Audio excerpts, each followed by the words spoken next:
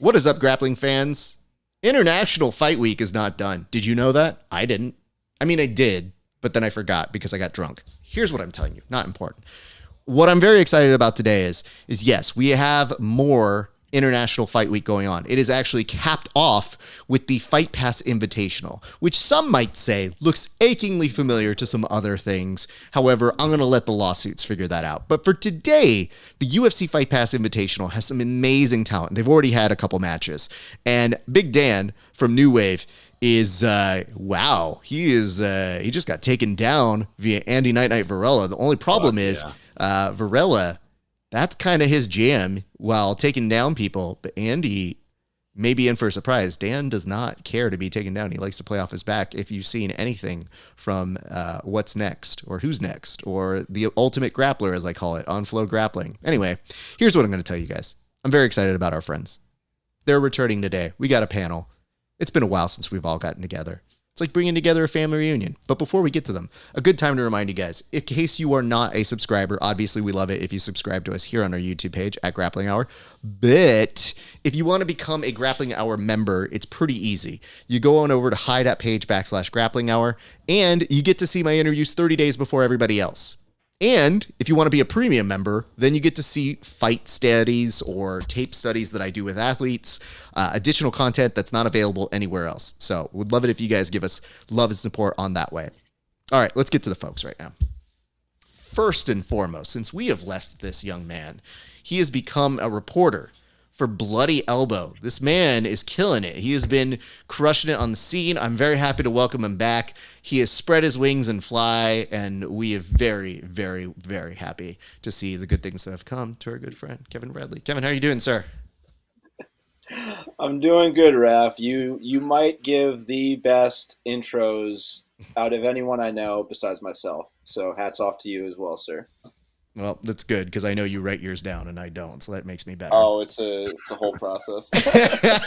As most people can tell, good or bad, sometimes because I don't write them down. They're like, I don't think you wrote that one down. I go, you are correct.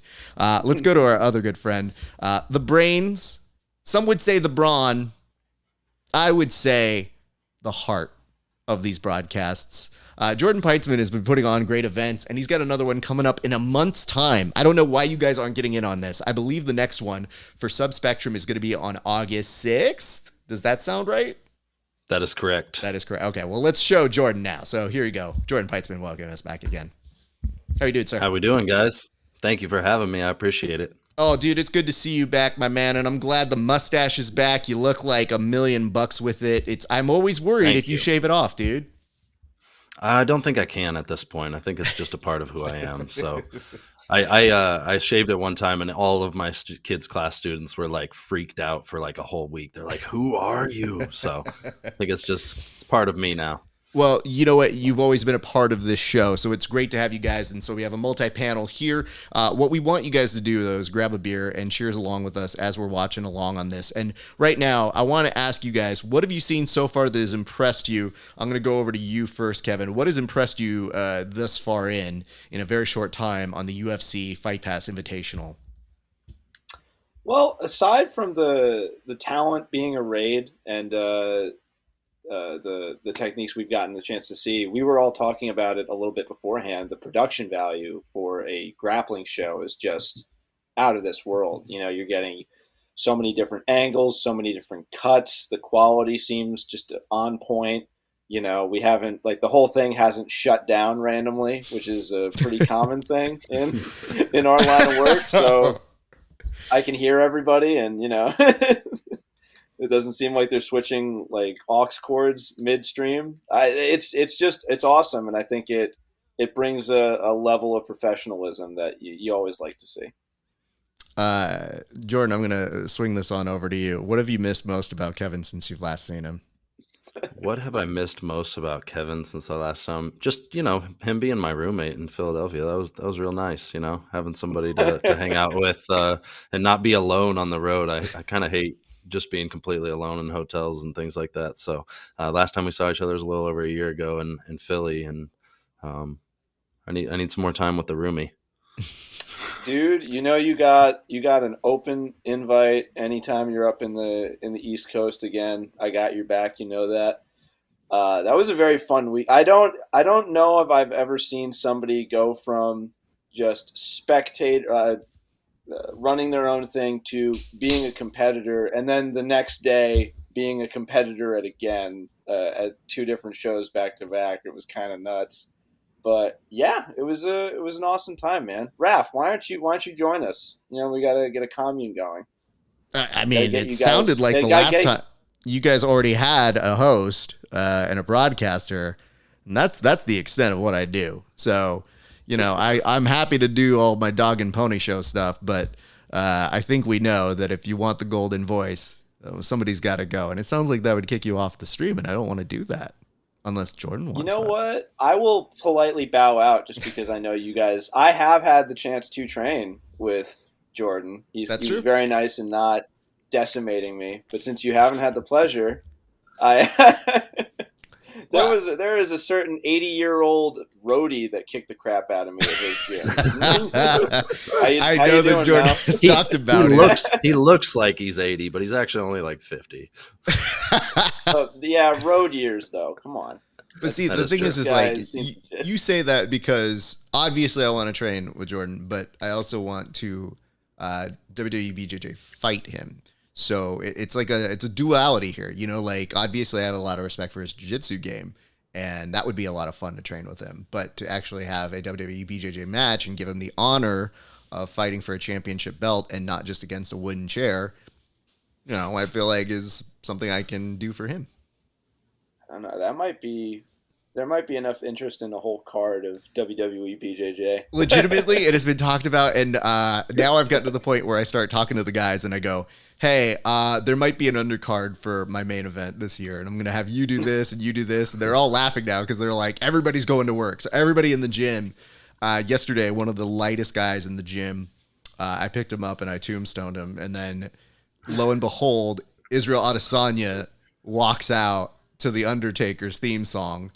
And my guy hits me up and goes, bro, how did you know? And I was like, I'm ahead of the game. That's all I can ever tell you guys. There was this, I don't know if you saw it, but there was this great meme of two pictures of the Undertaker. It was him going to the ring, him in the coffin, Izzy's performance in the walkout, Izzy's performance in the cage. You know what, dude? Like, I can't hate on that man. That man is leagues ahead of everybody right now. However, hey, they hated Anderson. They hated Anderson for a while, remember?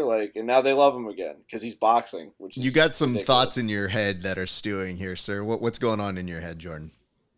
What's going on in my head? Yeah. Oh no, I'm just watching the event. The edibles are kicking in nicely. Then okay, I'm just making sure.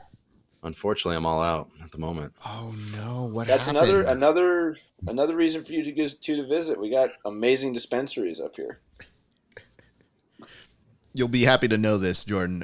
In putting together one of the last events for Subversive, there was a moment where some of our brand sponsors come over and they hand us goodie bags. And one of the guys there, they have all these gummies. And one of the guys goes, hey, man, feel free to help yourself. And I was like, I already am, dude. Thank you. I'm mid-deep into taking them. I get home, my wife sees me. She goes, this is several $100s worth of CBD gummies. And I was like, yep. Correct. It is my way of making sure they pay me to my fullest rate. So, all right. So you told me what you've liked so far. Jordan, though, on your side, he might have taken your answer because you were the one to actually bring up production value. But what's going on in your head? Because when another promoter gives props to another promoter, it's rare, but you were the one to lead off on the production charge. Yeah, like I said, it's really nice to see high level production in the realm of jiu-jitsu. You don't see that a lot. Even some of the shows that are on Flow Grappling and things like that, the quality's not super high. But that was interesting to see Daniel Manasu kind of dominating for Team APFC, something like that. Sure. Team with a couple big guys in Kyle Baim and Daniel Manasu. But those two are out now. I believe so. They've had 2 eliminated from that team, 3 eliminated from the other team. We just saw a draw between him and Andy Varela. So, some of the best grapplers on each of those teams is out. So now it's kind of a toss up. Well, I think that means that the other team is eliminated at this point. Oh, does it? There's only 3 members on the team. Is that right? So there's 4 members. But if they run through the entire team, I think they're done. So I think we're going now to the Bo Nichols led team to take on the other one. So everybody, they have these like names like Icon and all this other stuff that are representing for their different organizations. I don't know those names. So I'm just going to say Team New Wave. I'm going to say Team J-Rod. Like I'm not going to follow any of these rules. I have no reason to. It's a funny, I guess it's a funny brand partnership just because each of these isn't a smaller MMA organization, which we saw a little bit of that with Quintet doing the teams, team, oh my God, Team Pride, Team UFC, like a bunch of the different like either defunct or current MMA organizations. So it's cool that they're shouting out or giving a platform to smaller orgs, but I don't think anybody's going to go buy the Team Icon BJJ Invitational fight kit anytime soon. I don't think they're going to buy most UFC fight kits to begin with, so they're at least in good company. But did you guys have anything that you were looking forward to in terms of potential matchups? Because I'm going to bring up some notes here now that I can actually call some things up, because on these things you could start to see who the UFC is pushing on their Fight Pass. So you do know some names. Like I said, I thought I saw Bo Nichols as being the first person to walk out for that team, but they're also doing these. Are they doing the walkouts? Oh, no, we're off to the races. Elliot Kelly. That's a good pull for Bo Nichols, who's very good at wrestling. And Elliot Kelly, while he's worked on his wrestling and is good, I think he's definitely going to make this a very interesting match because he is an excellent jiu-jitsu competitor. Yeah, I'm excited to see this Team Icon. I think there's a lot of interesting pieces in that team. Obviously, we lost Craig Jones, but still added J-Rod, so that's interesting. You got Bo Nickel, PJ Barch, and Rico Coco. Like when I first saw the lineups, that was the team that I thought was probably the team to beat. So. Yeah, I was like, once they lost Craig Jones, I was like, did you ever really have him? Was this just a play that happened the whole time? I was like, there's no way Craig is actually going to follow up with this. Because you look at everybody involved and I go, I just don't see it. I don't know why he would do this. Yeah. Well, and with him in there, I think they were a lock to win, but with him out, it kind of makes it a little bit more of a gives the other teams a better chance. That's what the people at the UFC Fight Pass did. They're like, hey, kid, here's $1,000. How about you don't enter that tournament? You know what's good for you. It's like I feel like Griffin hanging out in the background. I'm glad that he just shows up. I'm glad he's just around sometimes. So this is why things get confusing, because the Uriah Faber team and all these other people, like, they don't have their captains in it. So Masvidal, Pettis, Faber. Like, I was trying to make heads or tails, and when you don't see everything line up on these things, I was like, who's in this? I was trying to do the same thing too. Like, I thought maybe they hadn't announced some of the teammates for the people on the left. Yeah, I was like, wait, are they missing a person? And then all of a sudden you hear like, oh no, why is one team with 4 people? That doesn't make any sense. Some things to note though. So this Jorge Masvidal team, they got Bo Nickel, Enrico Coco, PJ Barch, and J-Rod. So Enrico Coco is a monster and a beast in his own right, like a super sleeper, an ADCC vet. So seeing him come in on this, that's a really cool thing to have go in on his side. Having said that, looking over on the other side, it's just such a weird combination of MMA star and random grappling. What are you seeing here, Jordan? Bo Nickel throwing the legs by on a double underpass, and then now in on a Darce front headlock attempt here.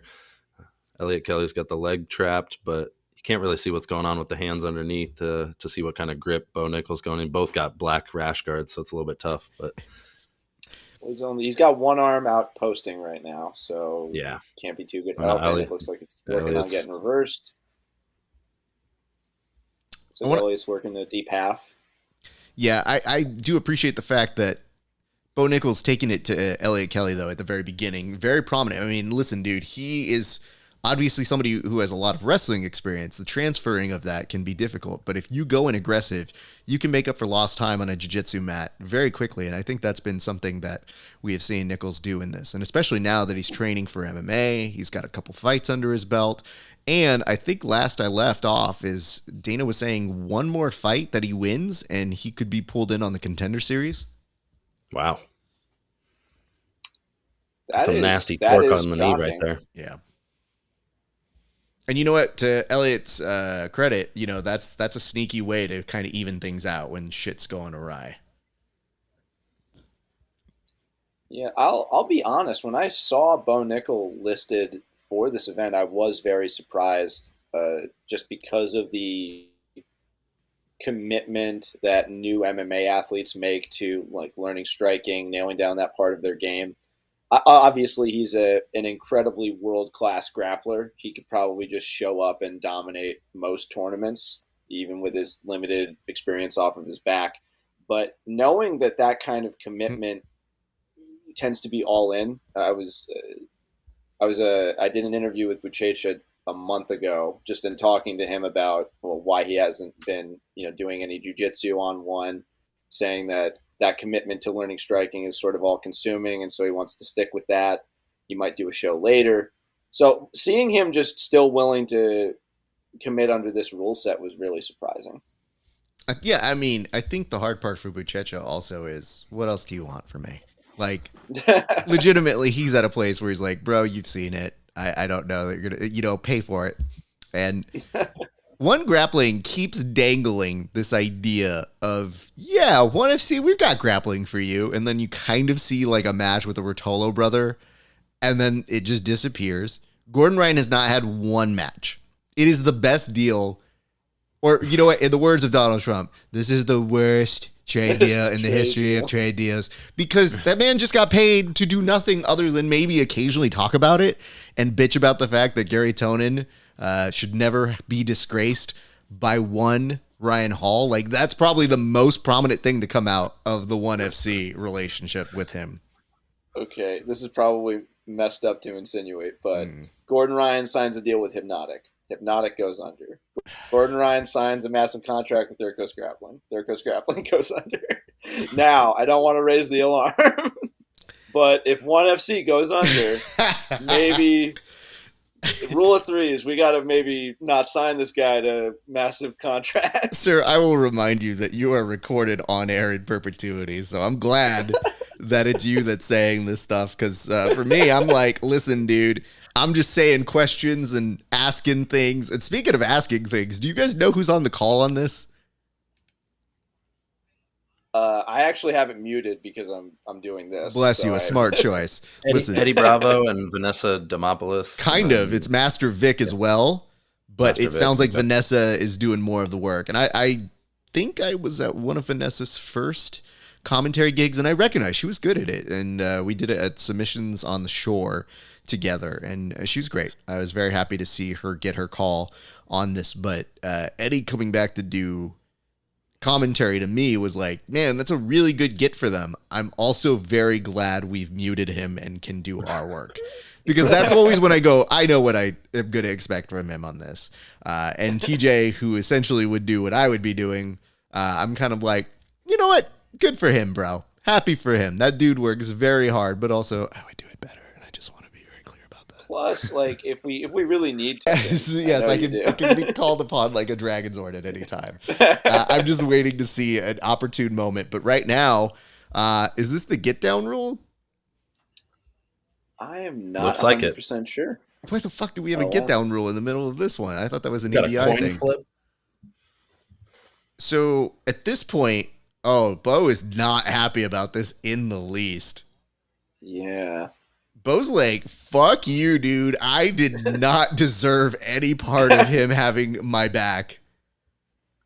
On his back? Yeah, this is It's not even absurd. just like guard. No. This is- You know what it is? It's like a It's like a get out of jail mixture. card, but just for jiu-jitsu, where you just go, nope, you get the back now. It's an automatic EBI card. Oh, shit. Wow. Nice. Yeah. I mean, To 20 be seconds fair, to work, you everybody- can smother him, but I don't know, man. We'll see what he can do from here. Also, yeah. So Jordan, you have a good eye as a producer as well. You were lamenting the fact that everybody came in with black rash guards and they're different teams. Would you color differentiate them? Like, what's going on in your head? What is missing here, sir? Oh, Nogi is Yeah, just some kind of contrast between the two teams, just so you can kind of tell what's going on when all the arms are all tangled up and everything. It makes it pretty difficult, but it is what it is. All right. I'm just making sure. Also, long sleeve also makes it difficult, which is pretty annoying. All right, so hold on. I didn't know we were anti-long sleeve on this show. I didn't know. I am 100%. I threw away all my long sleeve. Did you really? Oh, yeah, no. I hate long sleeve rash guards. So what's the beef with long sleeve rash guards, sir? I don't know. Something about that material, just like you're trying to get a choke. And it's like their rash guard and stuff. I just like that bare forearm for going for front chokes and guillotines, things like that. Even controlling Kimura traps, things. I hate like spats. I hate wearing those, just the way they feel when you're trying to like re-guard on somebody. So I prefer very short shorts and short sleeve rash guards. This is the most American answer I think I've gotten out of you so far. I like short shorts and short arms so I can bear arms like our forefathers made for us this 4th of July weekend. I know this. Okay, so I don't mind going back and forth between the two. But I hate when people have those long rash guards and that spine on them, if they start trying to do chokes, like start almost scratching you up. So sometimes they have a little bit of an imprint where you're like, why am I getting scratched with the long sleeve rash guard? I don't know if you guys know this, but we have some folks who, when they wear t-shirts, like if they're wearing t-shirts, okay, fine. But a lot of them are always baggy. And that thing, when you get caught, is always aggravating. And I tell them, I'm like, you know what? Honestly, I'd rather you go without the fucking shirt at this point. Just fucking 80cc style. Just do the 80cc style at this point because, dude, my toe has gotten caught. I've lost position because of it. Like, I literally will try to untangle it and they'll just use it to their advantage, which always makes me go, did you do this on purpose? Because honestly, that passed my guard, not anything else. How dare you? But you can tell those things are far and few. So yeah, that's one of the cases where I've made the case to the guys. I was like, either find a rash guard or don't. That's where I'm at. I mean, hold on. I want to talk about this compelling television that they just had on right now, which is following a coin on the map, which is the best thing I've ever seen. Coin cam. Everybody stopped and they're like, hold on. Where is it going? No one talk. Stay on it. Stay on that coin. It goes off the stage and they still follow it. There's a team of people pushing it back on. Get the fuck back. It's like Damian Anderson and Andrew Tackett at Trials. For Fight Pass Invitational 3, they need to just have a coin Rube Goldberg machine. So they put it in a slot. It does like a million different things, sparklers, fireworks. That's a great idea. What have you. Think about it like this. You could almost make it like a sorry button where it's a die where it just goes and then like it comes out and you figure out what you're doing from that. So yeah, that was the get down rule. And now this is working to J-Rod's advantage, who's in mount. He's going to higher mount at this point. You put J-Rod right in a body lock. Like that's a terrible get. And the hand over the mouth from such a nice young man. Good Lord. Have any of you had the Nogi Ezekiel where they're doing that knuckle into the throat? Yes. Mm-hmm. Yeah. Orange juicer, I call it. Yeah, that's why do you call it orange juicer? I have no idea. My man just coming up with 10 planet names just to just do it at this point. Rap one, this one I call this one the melon peeler. I call this one the strawberry slicer. This one's the chocolate chip sundae. Why did you call it that? I just had a chocolate chip sundae and it reminded me of it. Oh my god! I was hanging out with the 10th Planet guy, and he's like, "And this position's called New Jersey," and I'm like, "Why?" And he's like, "'Cause it's bad." Honestly, as good as any of their other explanations. When I first started in 10th Planet, I recognized I was going to be an asshole. I recognized I would not make it through the system fully because I looked around and they're like, we call this crackhead control. And I go, okay. And they go, and this one's retard control. And I go, what? Jesus. Are we really calling it that? And I think it has maybe been listed. I can't even tell you at this point, but it was definitely me going like, yeah, I'm not calling it that, but you guys can do whatever you want. The 10th, there's some 10th Planet forums that just have awful things on. Well, that's the other part is I always assume that I'm the square there. So I think the nice part is over the years I've gained some credibility either by showing up or by now being like, I take gummies occasionally, and they're like, all right, that'll do it. That's fine. You're part of the team now. I definitely was not, dude. There was a moment when I first started 10th Planet when I go, I don't smoke weed. I don't think I'm going to get a black belt. I think they will legit disqualify me. They're like, sorry, dude, we were going to give you a black belt, but you better smoke this Part of shit. your ceremony. This is just Eddie sitting there being like, are you going to smoke it? Because if you don't, then dog, I can't do it. Respect the bong, man. Jay put in good work. You need to hit the peace rub.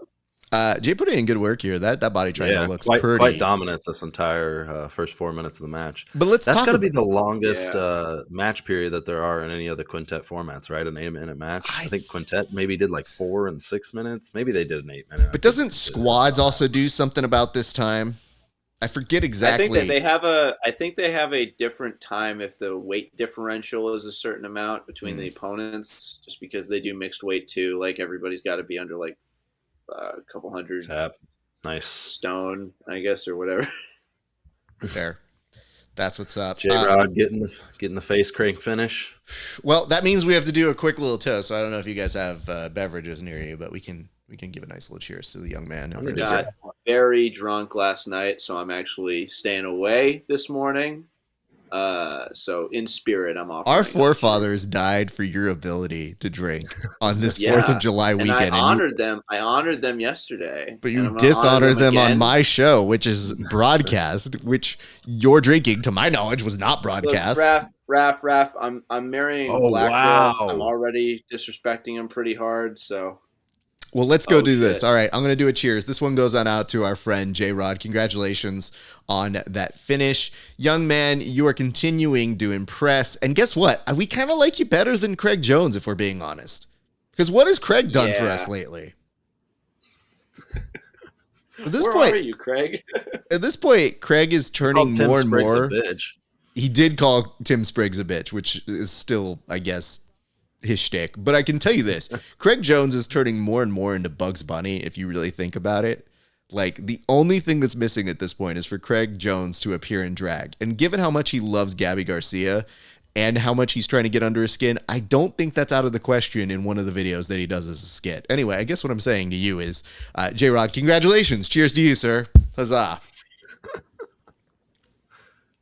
That's how you know. I mean, he's got an OnlyFans, so we don't know what he's going to throw up on there. You know what? I don't need to know. If when I saw him at Subversive, I was mostly just giving him shit and being like, what are you doing here? You know what? He even told me he was trying to do something where he was going to unplug something that I was doing on the production side.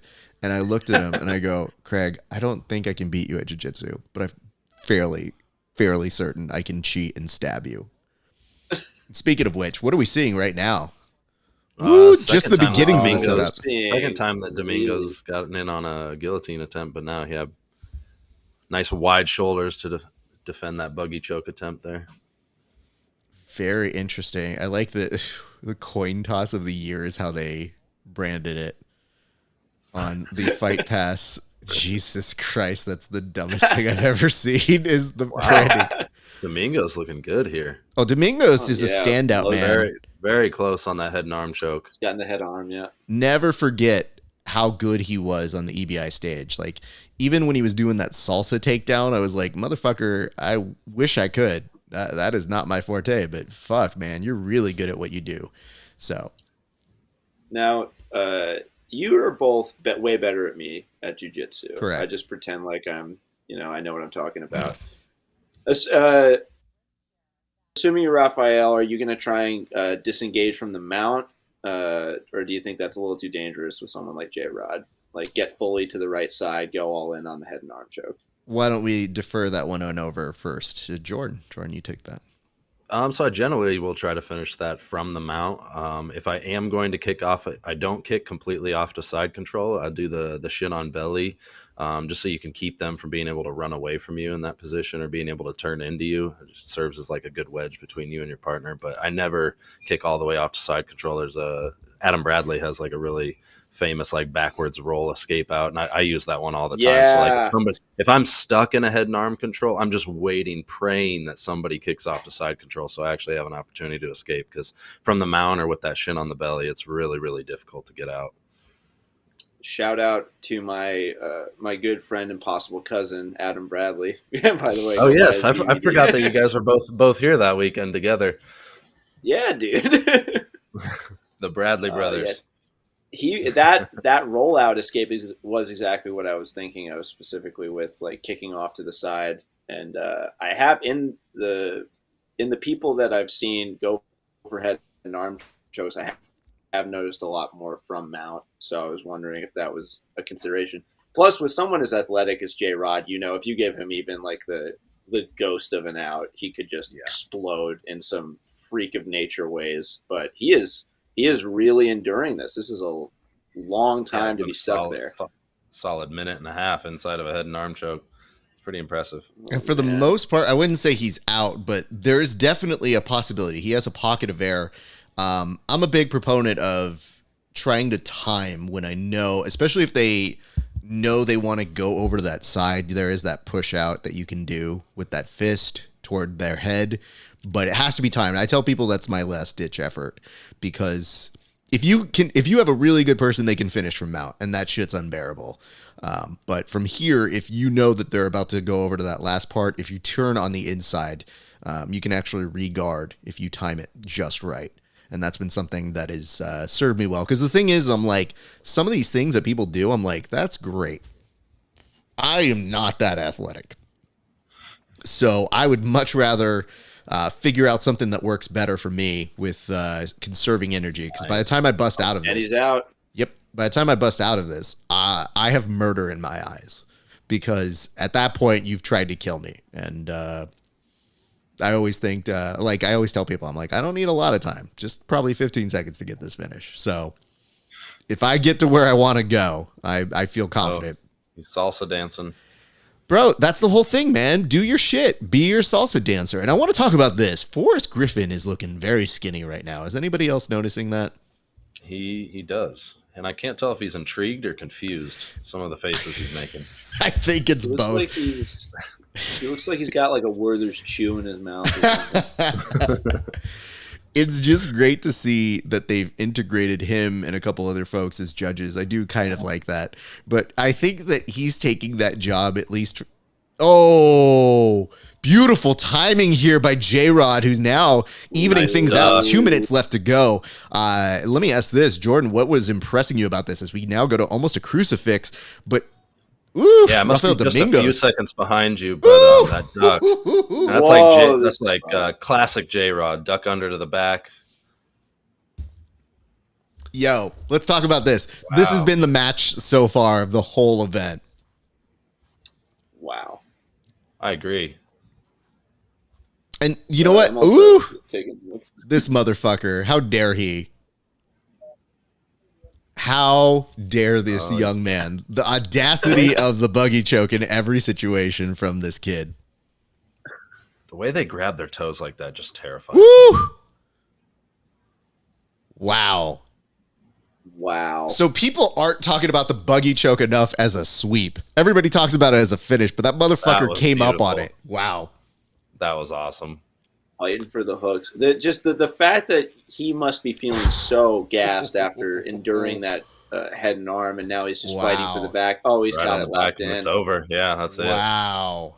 Oh, man. Oh, Domingos is just eating this, and I think he's not sure on what time it is. But I think he probably thinks he can fight it out. And he does have it, but J-Rod has a lot of time. 37 seconds is a lot of time to go off here. So prying the arms apart, starting to get behind the head again. He has just enough to block it. But if I think J-Rod goes to the true douchebag version of this, it is not friendly. There is always the short choke version of it, but he's still trying to readjust. He has it back again. This might be enough. He's putting a bit of hips into it. Domingos is trying to push the elbow up. Woo! 10 seconds left to go on my clock, and I think they're both going to God. survive, but props to both of these gentlemen. Oh, you know what? Wow, J-Rod. You know what? You're not going to win. Fuck you, dude. I'm not gonna let you fucking. Now finish it off with it. You're gonna remember my name. Look at the crowd clapping for them as they should. Wow, that's going to be the match to beat. So if I'm a promoter, I want to say in that rare instance, I think you get both of those fighters back. I know we have the double elimination rule, but I am perfectly fine on saying, like, if they give you the fight of the night so far, they should be eligible to come back in for a bonus round. Just let them do another 8 minutes. I'd love to watch it. Jordan, let me ask this. So we got Enrico Coco and Ryan Loader, but what do you have lined up at this next subspectrum, sir?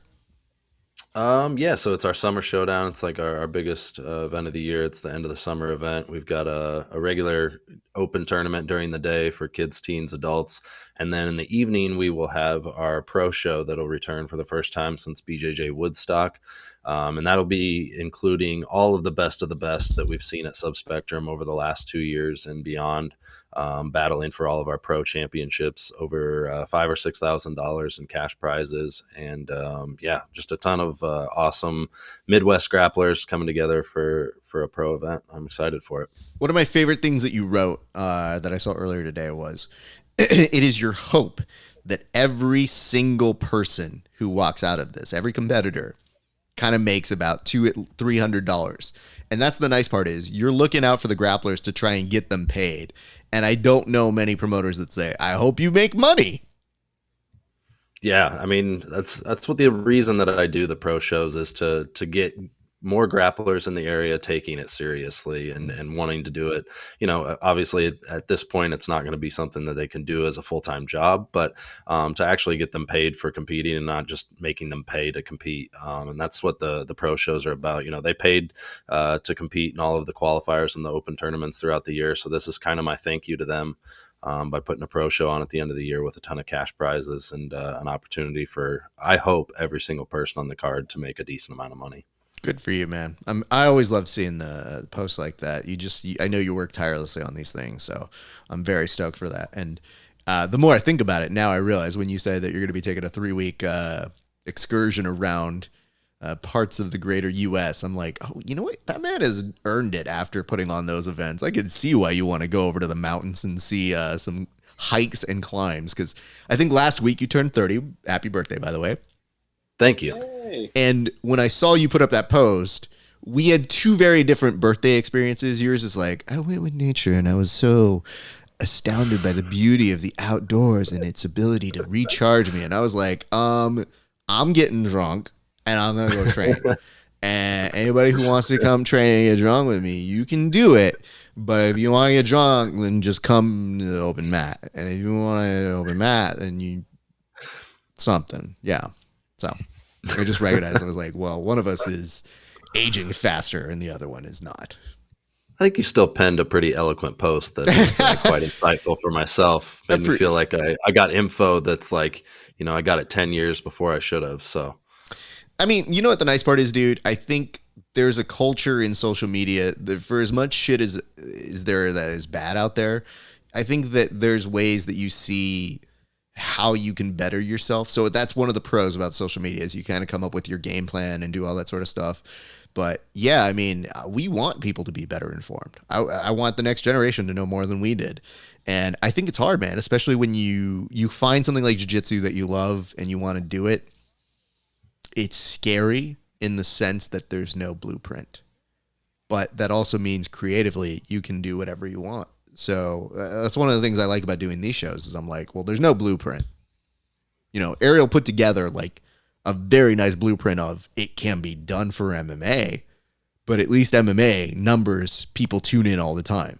I suspect we'll get soft numbers on a turn-in for this Fight Pass Invitational for the UFC, but I think that we're all with the hope of, let's see what we can do to continue growing it. So even though you get somebody like Ariel who came up with a multi-guest format show, I think that's great, and a lot of us do that. In grappling, I'm always like, who else is doing this? And then I get people who, when I interview them now, are like, "Hey man, when I was like a white belt, I watched your interview." I was like, "Shut up, dude." I know I'm old. It's fine. They're like, "Yeah, but I just want to say it's a really big," and I was like, "Shut up, dude. You're getting interviewed. That's all this is." So it's very sweet. The kids, they're very sweet, but they're always like, "When I was 5 years old, I was like, oh God." It's just aged me another 20 years.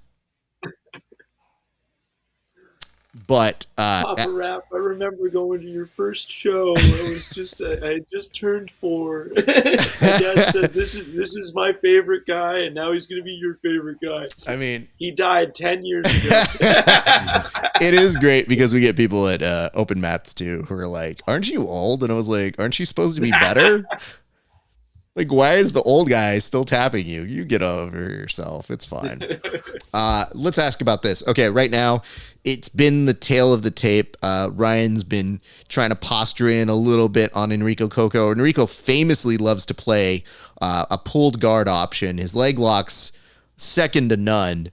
A very astute grappler, but this has been a little bit of a back and forth standstill, one might say. And look at the flexibility of Enrico, dude. He's still fucking majorly flexible.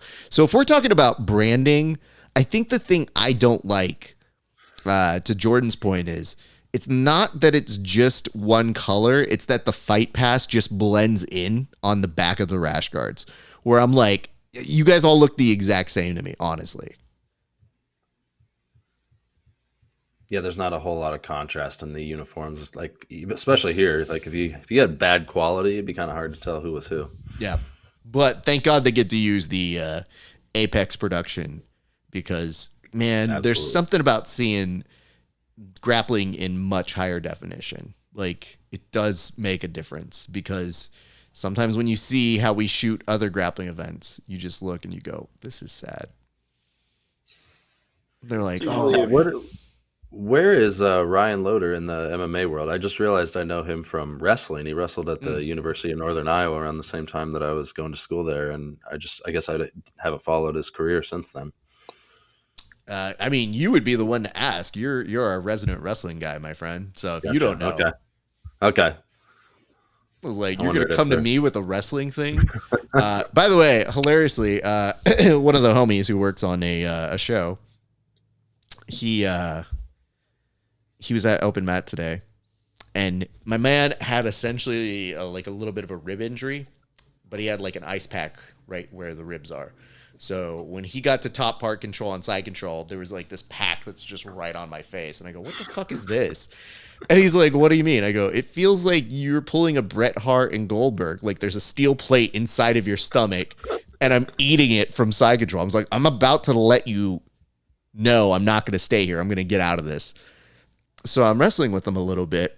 And I realize I'm like, oh, you know what? His rib. I shouldn't wrestle with them. I'm going to pull guard. And my man looks at me and he goes, 2.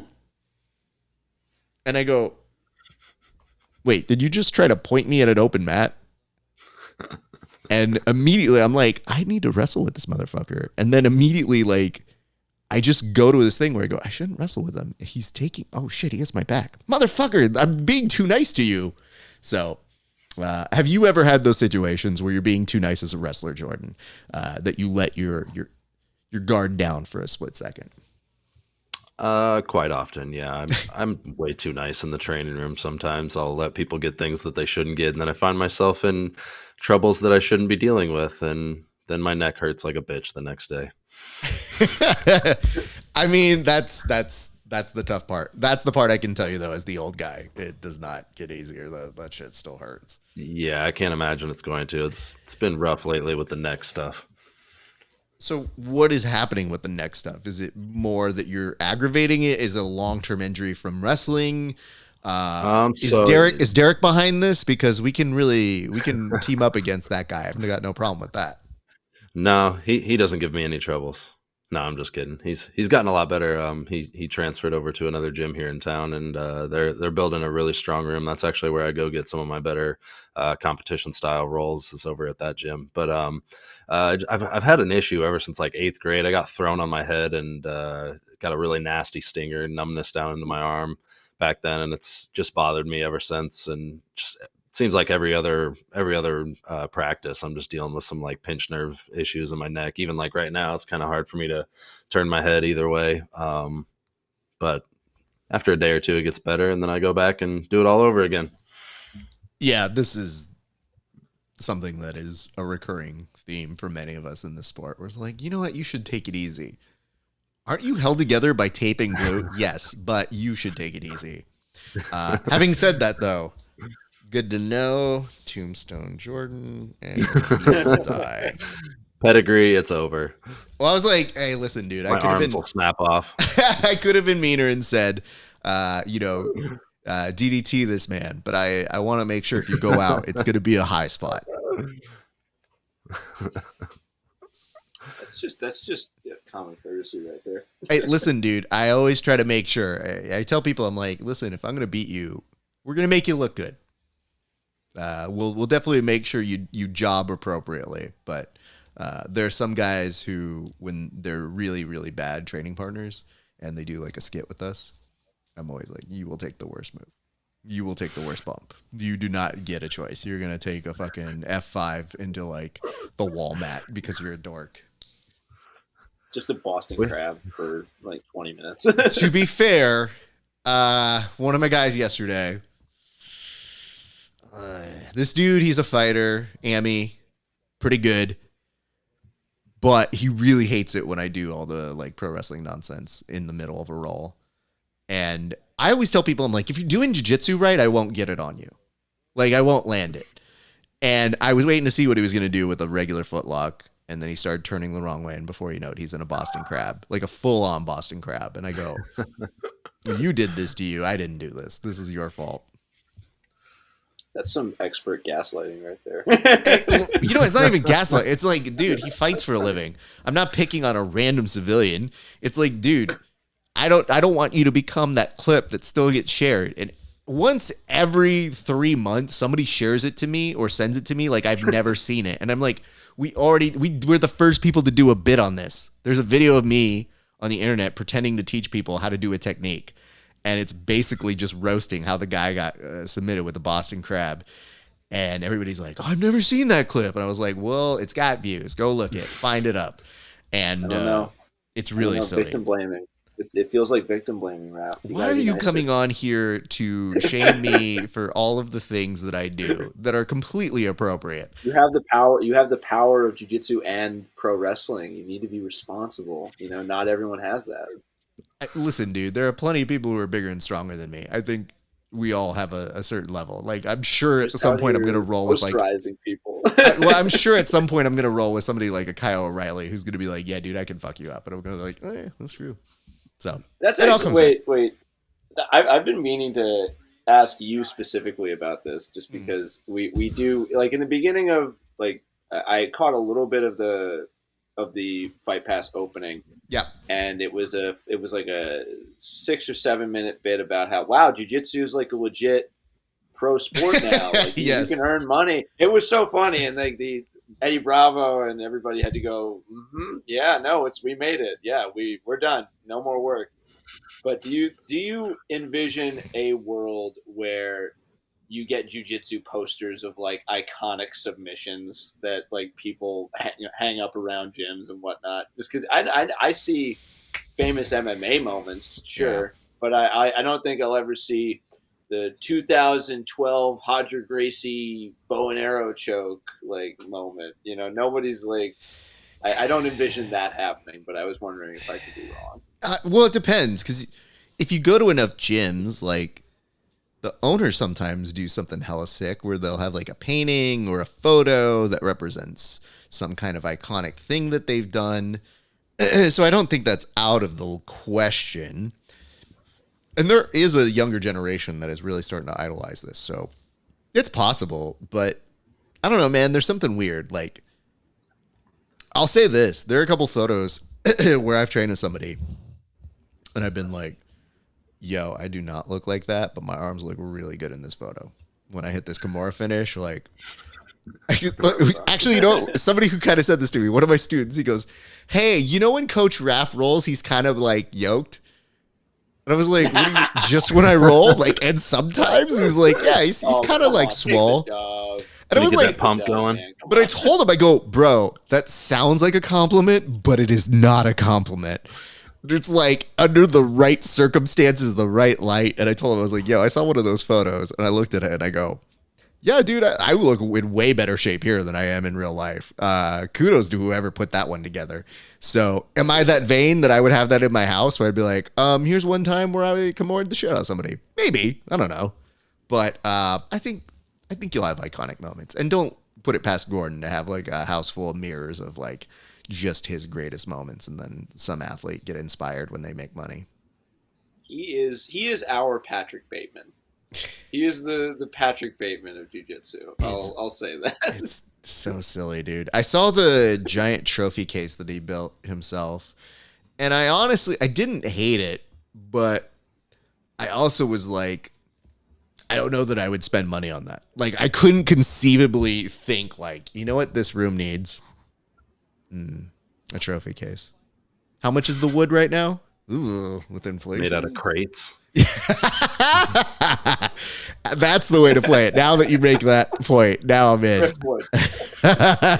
gonna have the world's most ghetto ass fucking shrine to myself. It's just gonna be all golden microphones, all awards I've handed myself for grappling.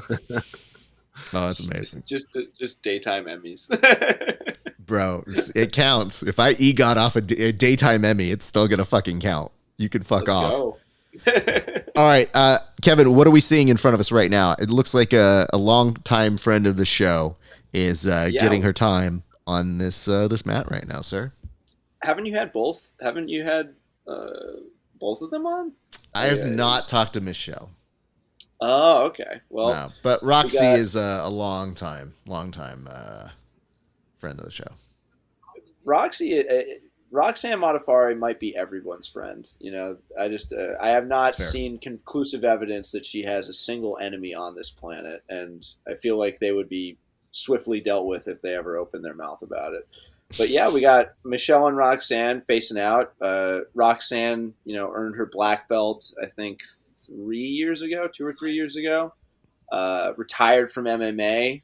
One of the long-standing pioneers in women's MMA. So it's always nice to see her be able to stay active and stay competing. I believe this is her first time at the Invitational. I don't know if she did the last one. Yeah, I can't verify that. We don't have our fact checkers on right now. They're off for the holiday. So I'm just going to have to take your word, sir. I'm very glad you threw that to Kevin, because I would have been clueless. I wouldn't have much to say. So you had a whole lot more to say than I would have, Kevin. Dude, Roxanne's one of the best. Like, for real. You gotta check out some of her matches. She's just an incredibly positive person. Always happy to see her, keeping busy. Let's just say I had an instinct, a producer instinct in me. I was like, don't go to Jordan on this one. He's not going to know what to do. You're welcome. When a UFC star actually responds to a know-nothing nobody with a now defunct podcast and says, "Yeah, I'll come on your show." Yeah, you don't forget them. So even though your podcast is defunct, are you still in contact with Big Kev? Oh,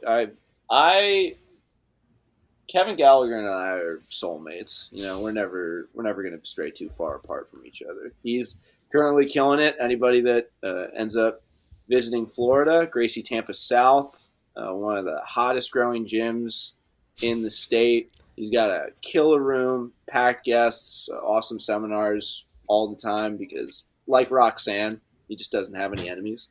So people will just swing by.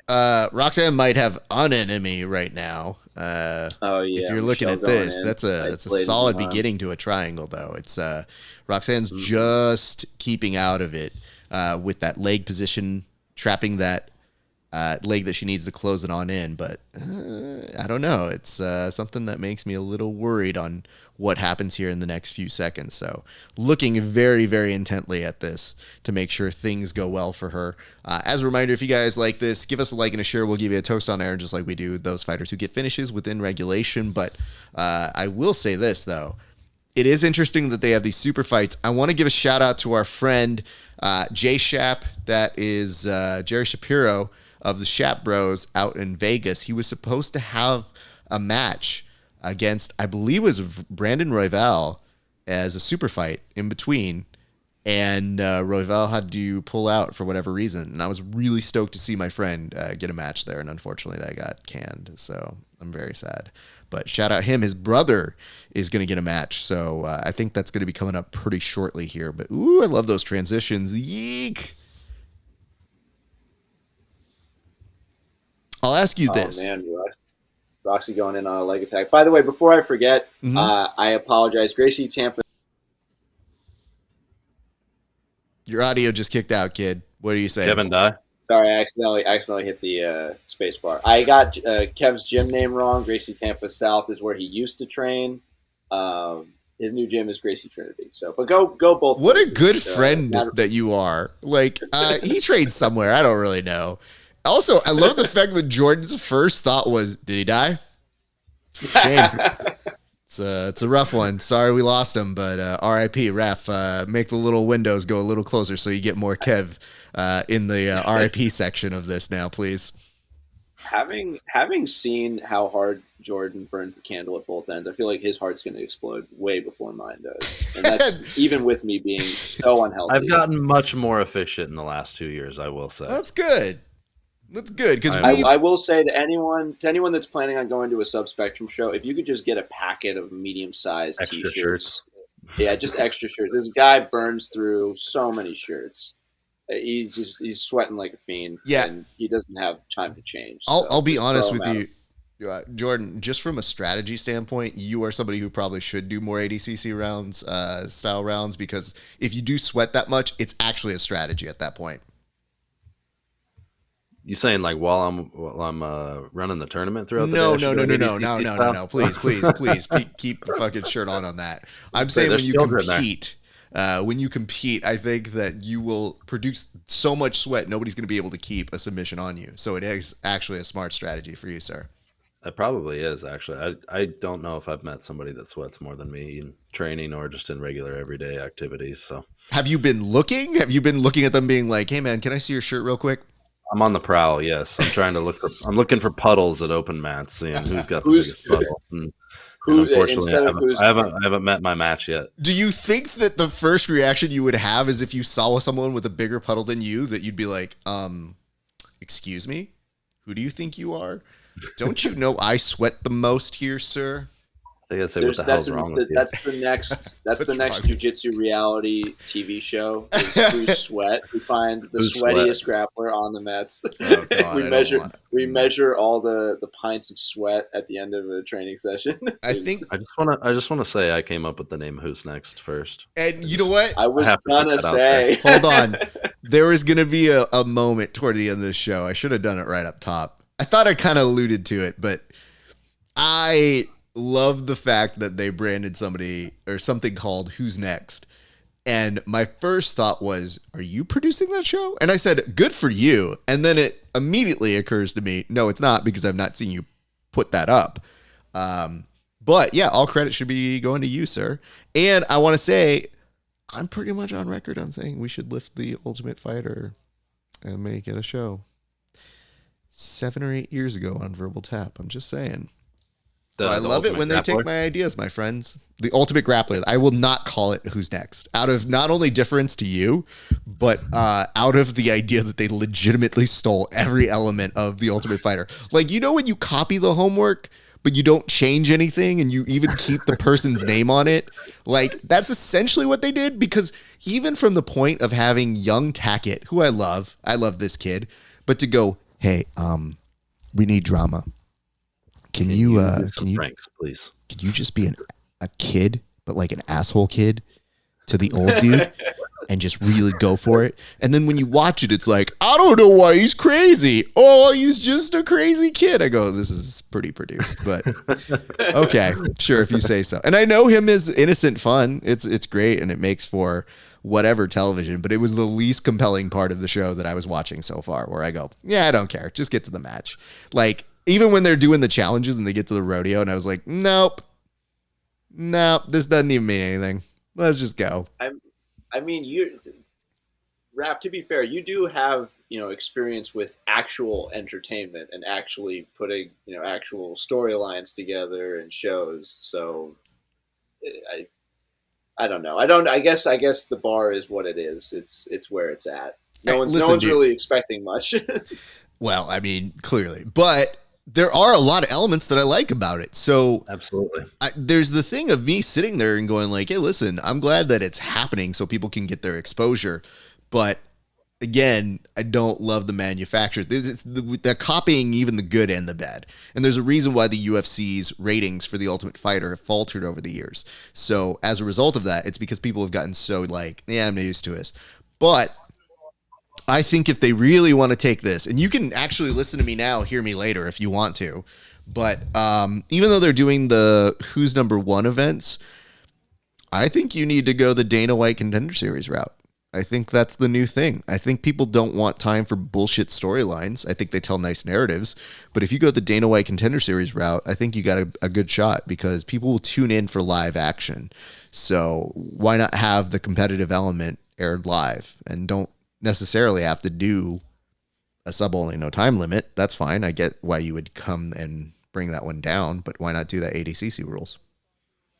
So is the final for that going to be a no time limit sub only? Yo, I was wondering the same thing myself. Aren't you going to it though? Yes, I will be there. I'm heading out next Wednesday, so I'll be heading down to Austin for like 4 or 5 days and going to go to the show, do some training down there, and just enjoy Austin. Well, you're my correspondent because I have no idea. I literally thought the same thing when I was driving the other day. And sometimes when it just pops into your head and you weren't thinking about it, but you're just driving and you're at a stoplight and you go, oh my God, is that going to be sub only? No. It'd be kind of hilarious. They end up with a 3-hour match on the middle of a live show like that. Adam Bradley shows up in the crowd and is like, you know what? I subbed for that guy. I'm sorry, guys. What have I wrought here? I feel like Adam's got to fully pull his magician shtick and replace one of the people in the matches with himself and just do some crazy Adam Bradley things. I mean, I like Adam Bradley, so I'm happy that he's getting his due right now. So he's a good guy, and I'm glad it's at the expense of Gordon. all these like former Gordon fanboys are like, wait, Gordon's an asshole. This Adam Bradley guy is actually pretty cool.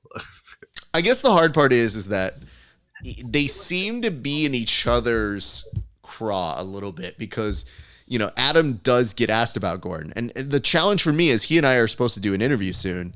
And I don't know how to do it in a way where it's not contrived because it is part of his narrative. But I know him independent of that. I know him independent just for his work. And, I initially loved giving him shit because he was calling something a Scorpion Deathlock. And I was like, I'm sorry, are you Sting? No, it's not a Scorpion Deathlock. And he goes, well, I didn't brand it, but, and I was like, you went with it, which is just as bad. And he's had a good sense of humor about that. And honestly, when I make fun of people, there's no guarantee they're going to be good-natured about it.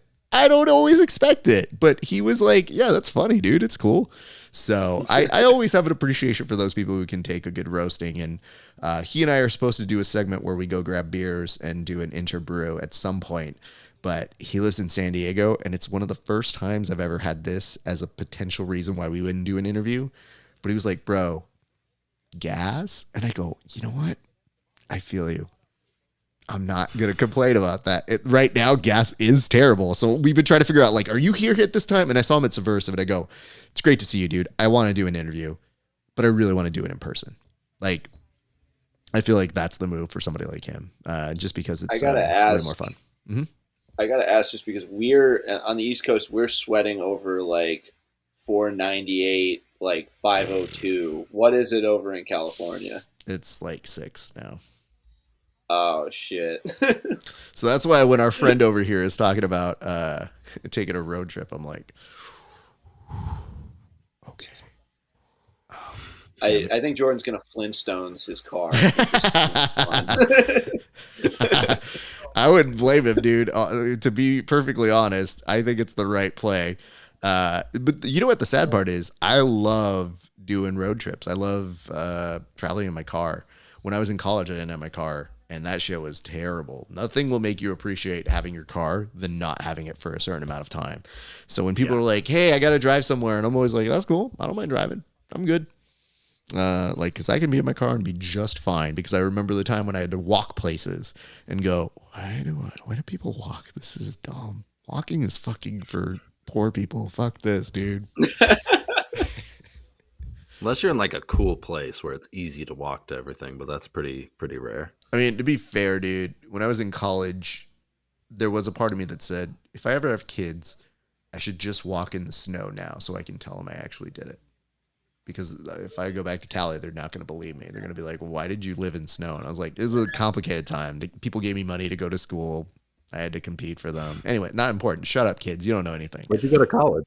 Illinois State University. So I went there for 3 years, and then I went to Western Kentucky for my grad school, and loved doing both. But Illinois State, when it was fucking snowing, I was like, why do people do this? Yeah. I don't know. I'm half tempted to move somewhere else half the year. I fucking hate the winter so much. It's amazing when the summer comes around. I'm like, holy shit, son, I actually don't want to die anymore. I think the day before Woodstock, there was this like massive storm, and so I was seeing like 25-foot tree branches sticking out of like the ground, like all around Iowa, and everyone It was I like met there it was actually like a whole yeah, 2 it was weeks light. before. It was like a whole 2 weeks before, but it fucked the state up. It was like a derecho of some like surprise storm that nobody's ever even heard of. But it just like there was no warning whatsoever. They're like, yeah, in about 2 hours, the entire state's going to be fucked. And they were right. I was actually at the venue and all the power went down. So we actually made a plan to run the entire show on solar power if we needed to, if the power was not going to be back on. So at least we know we can do that. God damn, dude. I like that it also works for your advantage to be like, and we're super environmental. So yeah, that's why we're doing it. Yep. Well, and I actually did run the whole BJJ Woodstock event off of a solar power generator. So I got to put that out after the fact. And good for you, dude. I didn't know that, man. That's awesome. Yeah. Hell yeah. Some people. Plus, there was a great vegan like food truck out in the front. That was nice too. Hell yeah. Veggie Thumper. Kev, are you a vegan? No, but I like good food. Okay, see, that's a great answer. answer. I'm not a vegan. Serving vegan food and it's good. I'll eat it. I don't care. Because legitimately, one of the guys who had training today, I think he mentioned this. I was like, "Hey, man, what are you doing for the weekend? What are you doing to relax?" He goes, "I'm gonna go home and cook some brisket." I go, "That sounds delicious, dude." He's like, "Yeah, sometimes I make too much. Would you want some?" Yes, I would absolutely love some. Single tear crawls down my cheek. Let me know where I need to go to pick it up, and I will be there. He's like, "Oh, dude, I would love for you to have it. I just would hate for it to go to waste." I would too. Give it to me, and I will make sure it will not go to waste. I actually come home and I tell my wife, I was like, no promises. One of the guys was talking about giving me some of the brisket that he made, and she goes, "You will go pick that up," and I go, "I will. We will have brisket together, babe. It will be great and delicious." And so she's just laughing, and I go, "No, but legit, like it's a real thing in our family where I'm like, yep, where do I need to go, dude? I'll go pick it up." And I'm like, dude, I need to give this guy some beer. I need to give him something in nice exchange. But he's a good training partner, very nice kid. Damn, that is just a phenomenal guy. But you know what? Now that I think about it, I think the gift should be that I should let him submit me because he hasn't, and he's not come close yet. So that might be the gift. That's the way to play it. Genius.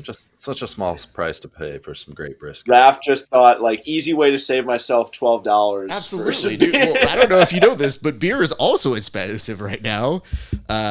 So I don't want to just be handing out money. In New Hampshire. I'm in New Hampshire right now, so we got no sales tax, so we're saving a little bit. Good for you. Things are very expensive to the point where sometimes when you go to the store, sometimes they look at you like, "Are you sure you want to buy this?" You do know. Oh, so you got it like that, huh? Like, oh, you got walking around money. Okay, all right. You made big on GameStop, huh? Get the fuck out of here. Fuck me, right? Like for my ability to walk around and go, "I'd like to eat. That would be good." Yeah. 90-10 beef. big fucking deal you are, huh? Shane Shapiro, who I was just talking about a little bit earlier, yes, taking on Andre Touchy-Feely right now. And I couldn't never put a date on how old Andre Feely is, but so it's nice to know that he's 32 based on this tail of the tape. So kudos to this young man. That could be them guessing, though. Maybe they don't know. But like, also, okay, look at these weird bars that they put as the color differentium. Like, this does not look like separate teams. This is this man making a certain political statement that he wants to make for people to be like, well, I just say we should really support the people who are blue. And it's like, I don't think he's saying that. Although the Shat brothers are actually very good to law enforcement. So let's not get that out there. I just know that when I look at it, I go, I don't think that's a color differentium. So yeah, Jordan, we need to get them in touch with you, bro. Let's get you designing some of these, friend. I'll pass that over to my designer. He'll be much better at that than I will, but I'll oversee it all. That's how I know growth has happened. I know that you're now at a point where you go, no. He can deliberate. No. He could definitely reassign that to somebody and Shap in. Oh God. I look at the posters that I made in the early days. I'm like, Jesus Christ, what was I doing? So you were glad I have getting a by, professional bro. that can do it now. Yeah, true. Listen, dude, sometimes when you look at your early work, it's like no one was there. You were doing it yourself. And the fact that now you have people, yeah, of course, you're supposed to use them. So that's the point. And Ashan's you're the always man. going to judge. You're always going to judge those harder than anyone else. So Of course. Well, and my designer does too. He says, well, he'll say that. What the hell were you doing? Why didn't you just tap me this earlier? Well, he's a certain breed of individual as well. I know how spicy he can be because he's a very good guy, but I've seen some of his posts where he's been like, it's not talking shit, but it's definitely posturing on like, who the fuck designed this? And I'll be like, yeah, fair play. I don't really care about that. But he's also really good at what he does. And look at this. Shane Shapiro, I have rolled with this man. It is not fun. Shane Shapiro is a lot of pressure. And his older brother, who is essentially a monkey version of this gorilla. When you roll with either of these guys, both black belts, both under Sim Go, it is just non-stop. These guys are amazing jiu-jitsu practitioners.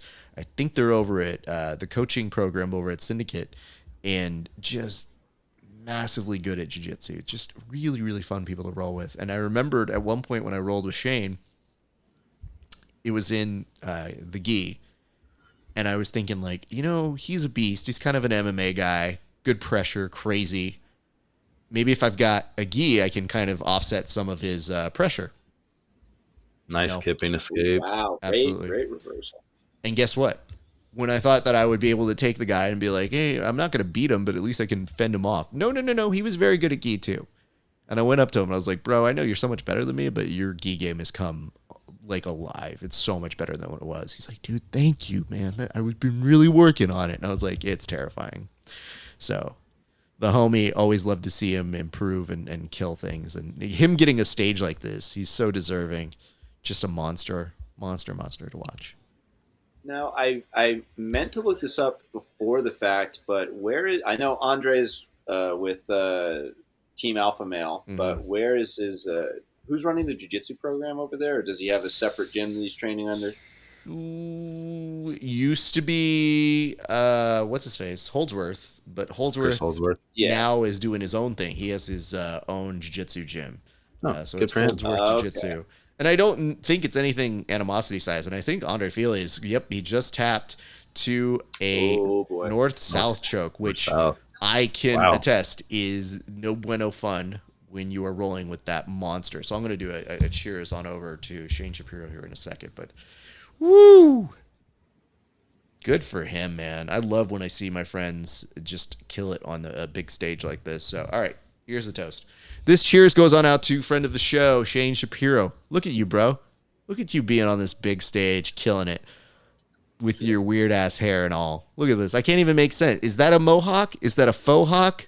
Is that a mullet? Did you ask for all of the haircuts? Listen, bro, it's great seeing you out there. You killed it. You're talking with Eddie Bravo right now. All due respect to you and your brother. I cannot wait to get back out to Vegas to look like I'm going to train with you and then duck the rounds. But either way, love for you guys in Vegas. If you're in Vegas, go train with the Shap Bros. They're amazing, and you just saw evidence of it. So cheers to you, brother. But I do want to hear what he is saying here, though. So he said he wanted to get his best positions here. That takedown looked good.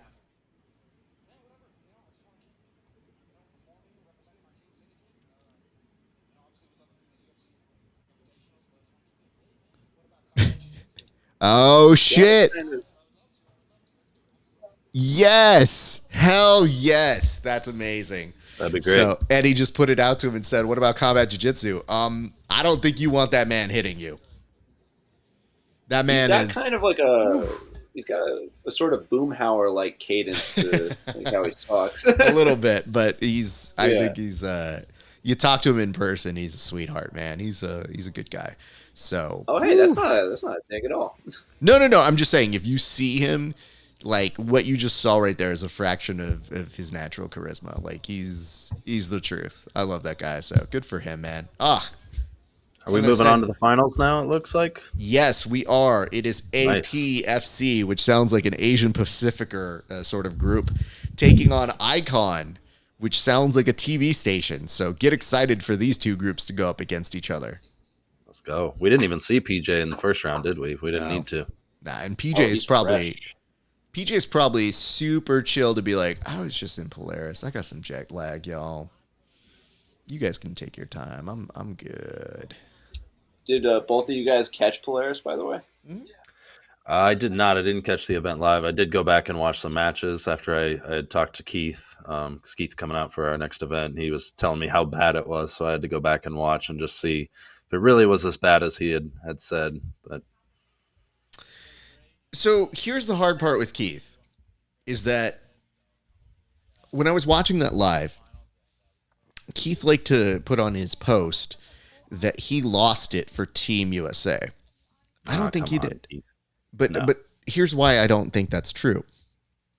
I think that he got tapped, and then he first had a really close match with Micah. And then there was some controversy whether he tapped or not because people are idiots over there and they didn't see the replay. But he was basically, the buzzer goes off and he taps like, hey, dude, can you not break my arm? Because, we got to keep this thing going. Yeah, he's like, the match is over, so you should probably release this now because you're not. And the crowd was like, I saw him tap. And I'm like, you saw the bottom of your beer. You have no idea what the fuck happened.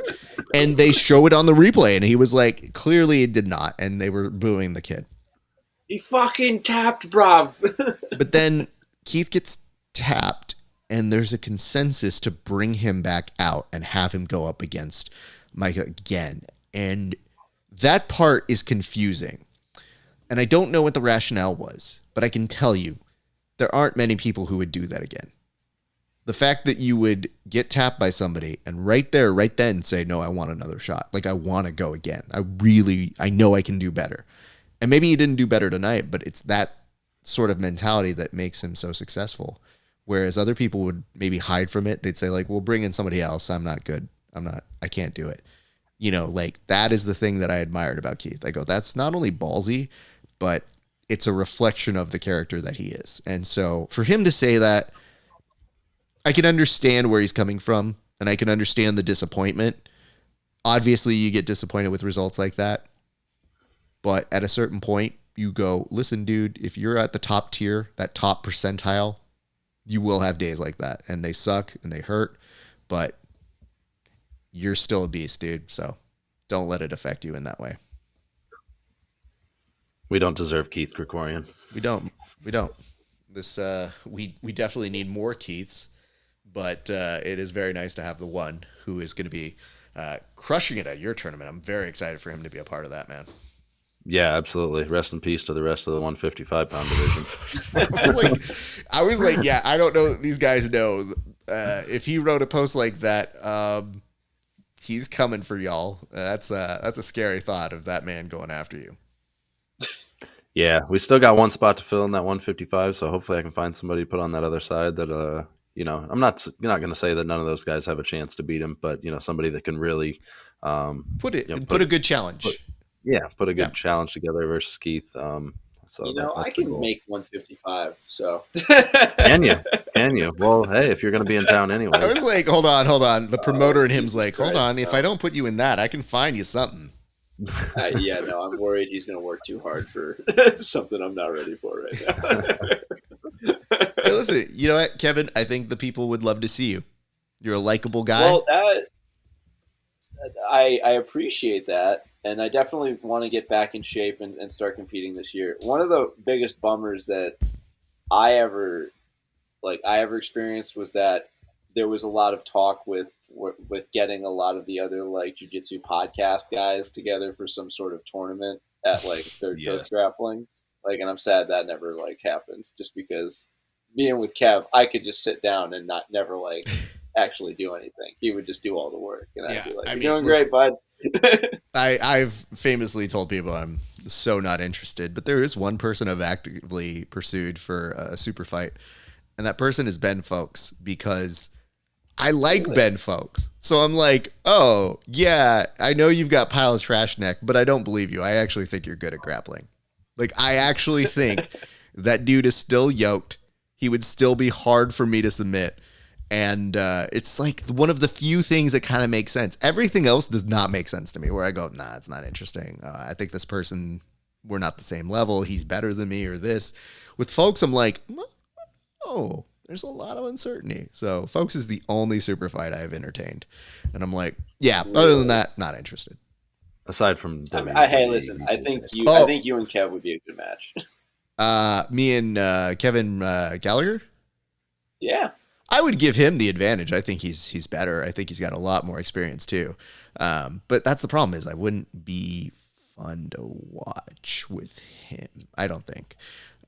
Really? Okay. No, I don't think so. But I mean, it would be a great showcase for him. I think he'd look great. I think I would just be like, meh. Yeah, all right, Raf's not the worst. But I can tell you which of his knees is worse. So, well, I don't know how vindictive I would be, but we're looking at PJ Barch and Christos Papadopoulos, and PJ is in mount right now, which is good for him. So, boss moves on that. Ooh, he's got a leg, and PJ, even the way that PJ just escaped that hurt my leg, and yet at the same point, it's just another day for him. That's just his natural escape and movement, and it goes right back to great control here. But Jordan, to your point, I'm just looking for WWE BJJ stuff. Yeah, absolutely. That's the stuff. I don't mind fighting people in that. That's easy.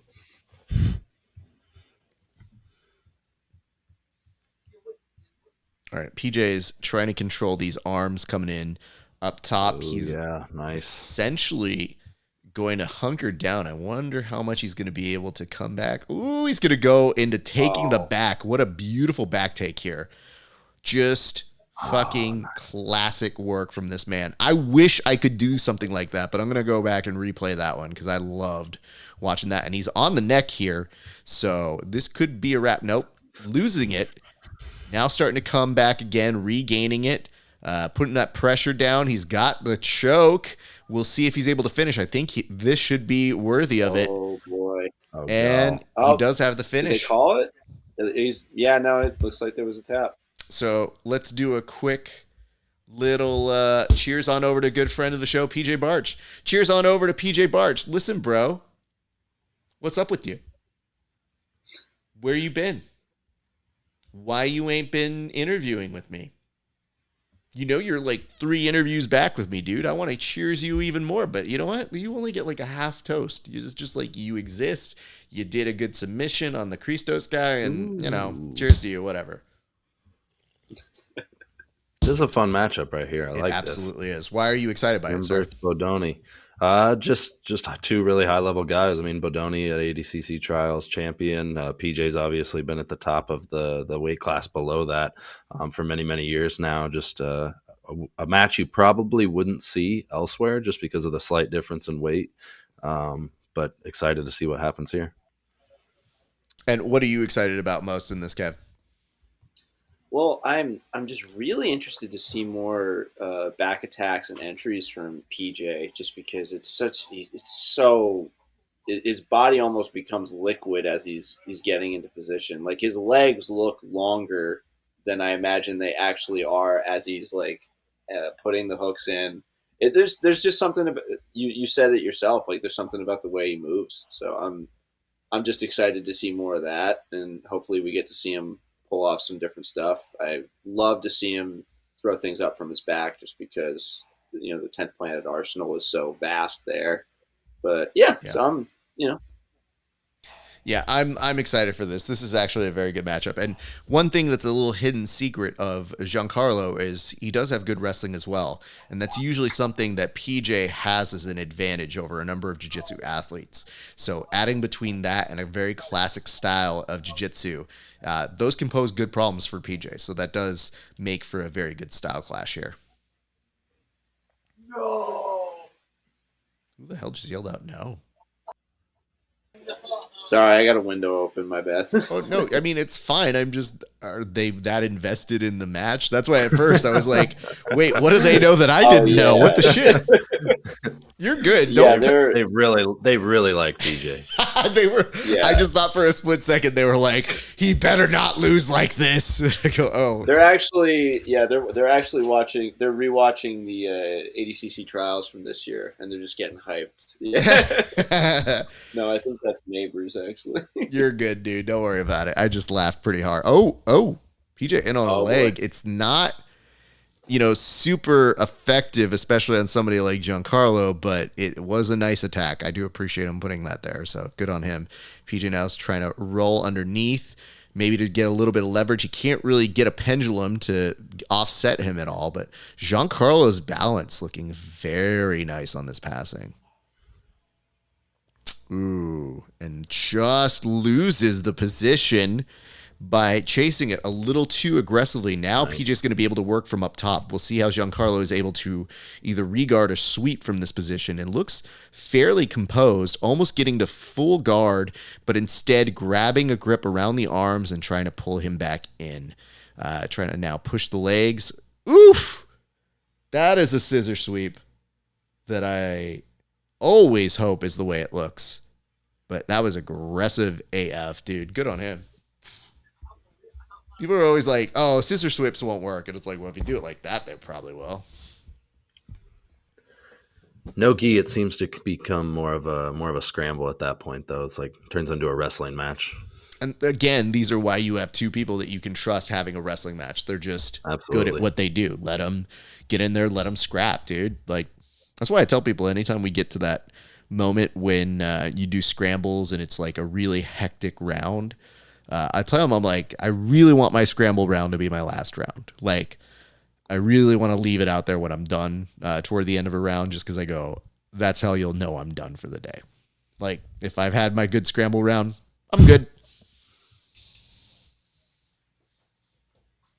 But looking at this, though, very, very good pressure by Giancarlo on PJ here. Not necessarily making him wince, but making him work and making him have to frame up very, very effectively. And one thing that Giancarlo is super good at doing is maintaining control and poise. The question is, now if you start to look at it, at best, are you looking at a stall for both of these guys and that both of them end up getting eliminated? Because we're at the halfway point of this match, and I don't know that I necessarily see either of them getting submitted, honestly.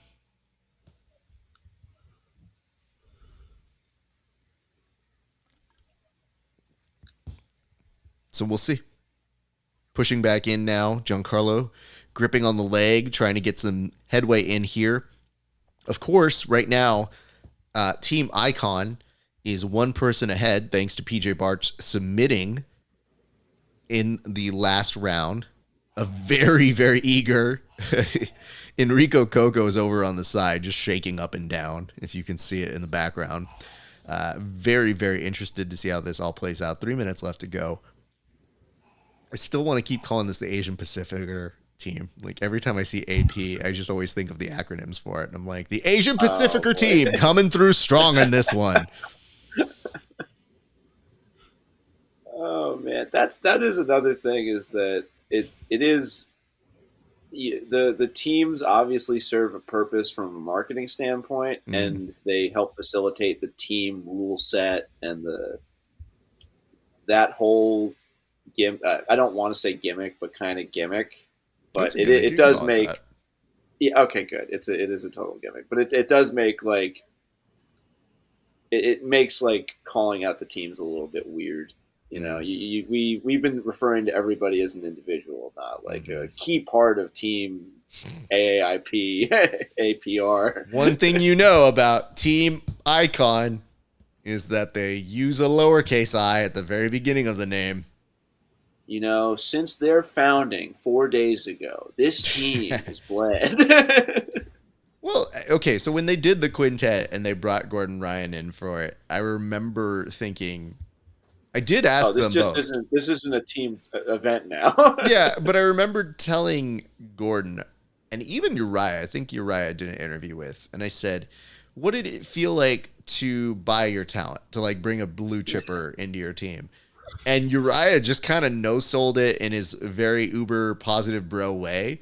But I wanted to tell him, like, I want to acknowledge that you're winning, but that you're vaguely a team. Because I don't think you guys are going to get together every Christmas and train or something. Like, that doesn't seem like what you guys are going to do. It's just, you all got like a mercenary team where you're going to go your separate ways at the end of the day. Which, fine. Just, if you guys even remotely get on a microphone and start being like, you know, we got a really good team here. And the thing about team is, nope. No, thank you. Appreciate it. Send it back. Oh.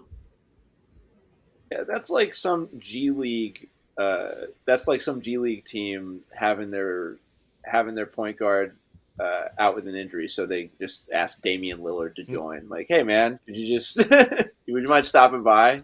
Hey, but you know what though? This is credible in the sense that you'll see PJ go out after almost 14, 15 minutes of competition. And I think that his stock is going to be just fine. Giancarlo will look good in being able to push PJ Barch. I think if everybody's looking at what this means for like ADCC, I think both these guys will be very, very ready for it. So I'm very excited to see what they both do in a very short amount of time. And man, PJ's awareness too, so good. His immediate frames are just really quick, like where he puts his hands. Just stalls, especially to have stops, grappled, especially to have grappled for 8 minutes, or nearly 8 minutes before that, and then go up against a guy like Bodoni, like looked very well, very, very good. Oh man, I love the way that they kind of like just kick you out. By the way, yeah, they're like, "Shoo, get the fuck out." Move along.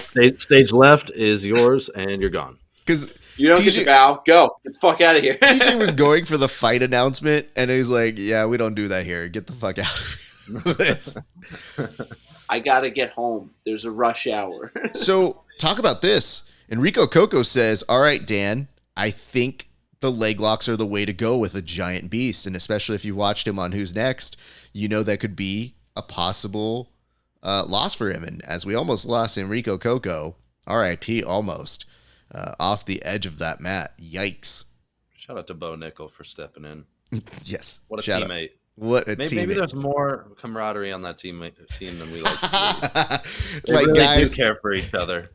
It may have only been 3 days we've been together, but these are my best friends. We're going to be... Damn it, I love you, man. We're going to recreate The Hangover next week. It's going to be great. I mean, that's kind of what me and Kevin Bradley did. Spent a few days together, and now we're best friends. Bradley, you're on mute right now, kid. Spacebar. Sorry. Spacebar is just, it worms its way in there. I was just going to say that, all these teams are as close as like the 2010, 2011 Spurs. You know, they're just bonded at the deep level. Oh, no. Dan pushed Enrico into the crowd. What an asshole. No. Oh, man. Fuck you. Fuck. And I think the ref is trying to ask if he's okay. Let's go. He gets up. He pushes him. That's just bully shit. Holy God. Well, he kind of looks like a bully, so. Well, don't worry. He acts like it, too. So you're not lost upon him. And that's the worst part is I think, you know, when somebody goes, he trains with Gordon Ryan. It's like, really? Couldn't tell. No, couldn't tell at all. especially from the staccato form of talk that he does. So, just saying. Yeah, There's that clip of he's him on who's following the next trying to. blueprint. There's that clip of him on who's next trying to explain, or he's like talking about the buggy choke, and it's like Gordon and John are inside of him, like molding his sentences. I just love Now that. the buggy choke is a new move, and like all new moves, there's going to be some adjustments that need to be made over time. I just one of my favorite things to watch as a person who does production is when, and again, I know what it's like. You're on camera 24/7. It does suck. I don't think it's 24/7 on this show. I think they didn't have that much tape that they could afford. But I think what ends up happening is you eventually get somebody who goes, "Get that camera off of me," and you go, "What did you sign up for? What do you mean, get that camera off me? Shut the fuck up. You're all going to be on this fucking shit. You signed This is up what you're for here it. for. Like, get that camera. How dare you bring a camera into this training session, dude? Well, Shut to up. be fair, with any reality TV endeavor, I feel like everyone is contractually obligated to say These kids "Get were the together camera out for of my 2 face." weeks. They can fucking suck it up for 2 weeks. This is not a real Big Brother situation where they're in No, somewhere well, for like 100 days. These motherfuckers lost their mind after 2 days. And I'm like, Are you bro. going to tell me that jujitsu people are like well-adjusted normies? No, they get antsy and like weird at the drop of a hat. You never know what you're going to get. Yeah, I know. What I'm saying, though, is listen, kid, if you're telling me to take that camera off, I'm going to go extra hard on that camera. And I'm basically going to bring another angle, and I'm going to go, oh, that's the issue you have? Don't worry, I'll turn this one off. Bring out the 2 other cameras and record this then. We And I'm need going a to be like, softbox over here. and I'm going to be like, you know what? Guess what? If you don't like it, leave. You're disqualified. Done. Get the And fuck out of here. Seems like he maybe did leave the show because Yeah. he was not featured in the last 2 episodes, I believe. Yeah. It's Wow. I don't know any of those sorts of things. I'm not privy to that, and I don't pretend like I am. But yeah, I don't care. Listen, dude, if you can't put it together on this sort of a thing and you don't want to be there to see the thing off, that's on you. That's fine. It's just it gets back to my idea of how you conduct yourself as a professional in the sport. So that's why I have high appreciation for those athletes who conduct themselves as professionals and do their thing. It can be hard, but it is also very childlike when you are not at your utmost best. So that's it. And he's young. So there you have it. So Daniel, I'm sorry, but you are not next. Please turn in your gi. Here's the nice part, though. He's incredibly talented, so there is a good future ahead of him. And working with Gordon. Fuck you. And- Don't even. What were you saying that for? Well, he's like at the edge of the mat, and he knows the referee's going to step in, and he pushes him again. Like, Yeah. pushes him down the stairs. I love that now this ref is like, yeah, you gonna do it? Do I need to be here? Does he have a little cut or bruise on his forehead there? Looks like it. Maybe. Looks like a scrape. This is from Like a nail Cam dig. Joseph, who's asking, did Roxanne Modafferi win her grappling match? She did not, Cam. Sorry about that, bro. But it was a good match. Eternal champion in our hearts, though. People's champ. It did go to a decision, so you should know that. Ooh. But yes, it does look like we are getting towards 3:15. If you're Enrico Coco, you're probably thinking to yourself, how long do I have to be here? You're probably the one telling everybody, hey, take that camera off of me right now. These just look like absurd matches, by the way, when you see how big Big Dan is and you go, how is this a thing? Andrew Tackett made it work. Andrew Tackett, that kid. I love that kid. He's so good. I do too. Mikey Musumeci also made it work. Yeah. Crazier things have happened. But yeah, no, Tackett definitely, I think that Tackett was just up for the thing. And he has that young, youthful sort of, I don't give a fuck, I'm going to do it. But here's the nice part about this. This is like an angry giant who's now getting to the point of, I don't know what to do with you. I'm just getting frustrated. So go into the crowd. It's like whenever there's like a guy with super strength in a show or movie, their one move, they can't just shove their fist through somebody. So they just got to throw you at a wall like 30 times. I mean, he's definitely hitting the joystick and the A button continuously times, but it is what it is. And the hard part with Enrico is, to some extent, he is trying to initiate. You're asking, has Team Masvidal went yet? So, That's fun story about that.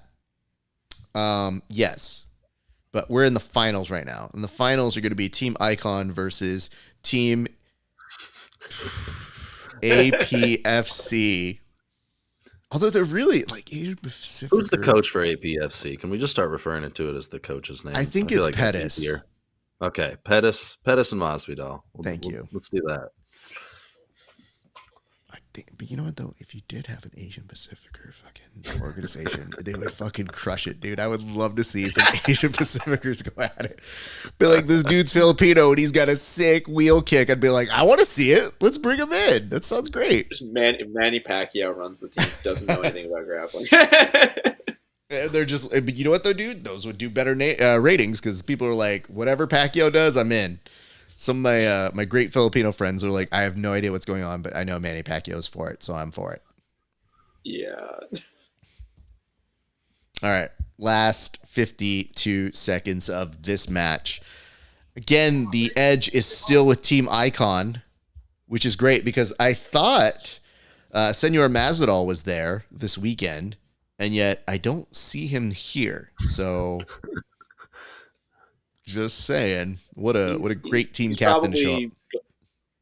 He's probably hunting down Colby Covington or something, trying to fight him on the 4th of July somewhere. I would love that. Nothing would make me happier. Speaking of which, I realized that because tomorrow is actual 4th of July at the open mat, I was thinking about bringing out the Super America singlet. I think it might be time. Yeah. Oh, when is the other time? Honestly, like first of all, wearing a singlet as a jiu-jitsu guy is not what you're supposed to do. I cannot promise you I will have wrestler technique when I wear that thing. I will definitely try harder for a takedown. That is what happens when you wear it. But yeah, I can't promise you takedowns are going to happen there. Let me see here. It says Pettis versus Masvidal will be a good grappling finals matchup. Yes, but neither of them are grappling. So it's their teams that are doing the work, Cam Joseph. So just so you know, that's where we're at. It's a very weird situation. And they now make it to time, which means Big Dan can go fee, fi, fo, fum off the stage. And Enrico, left. Yep, get the fuck out. Get the fuck out, you guys. Don't talk to me. Get the fuck out of here. It's probably a little bit nicer to Dan, though.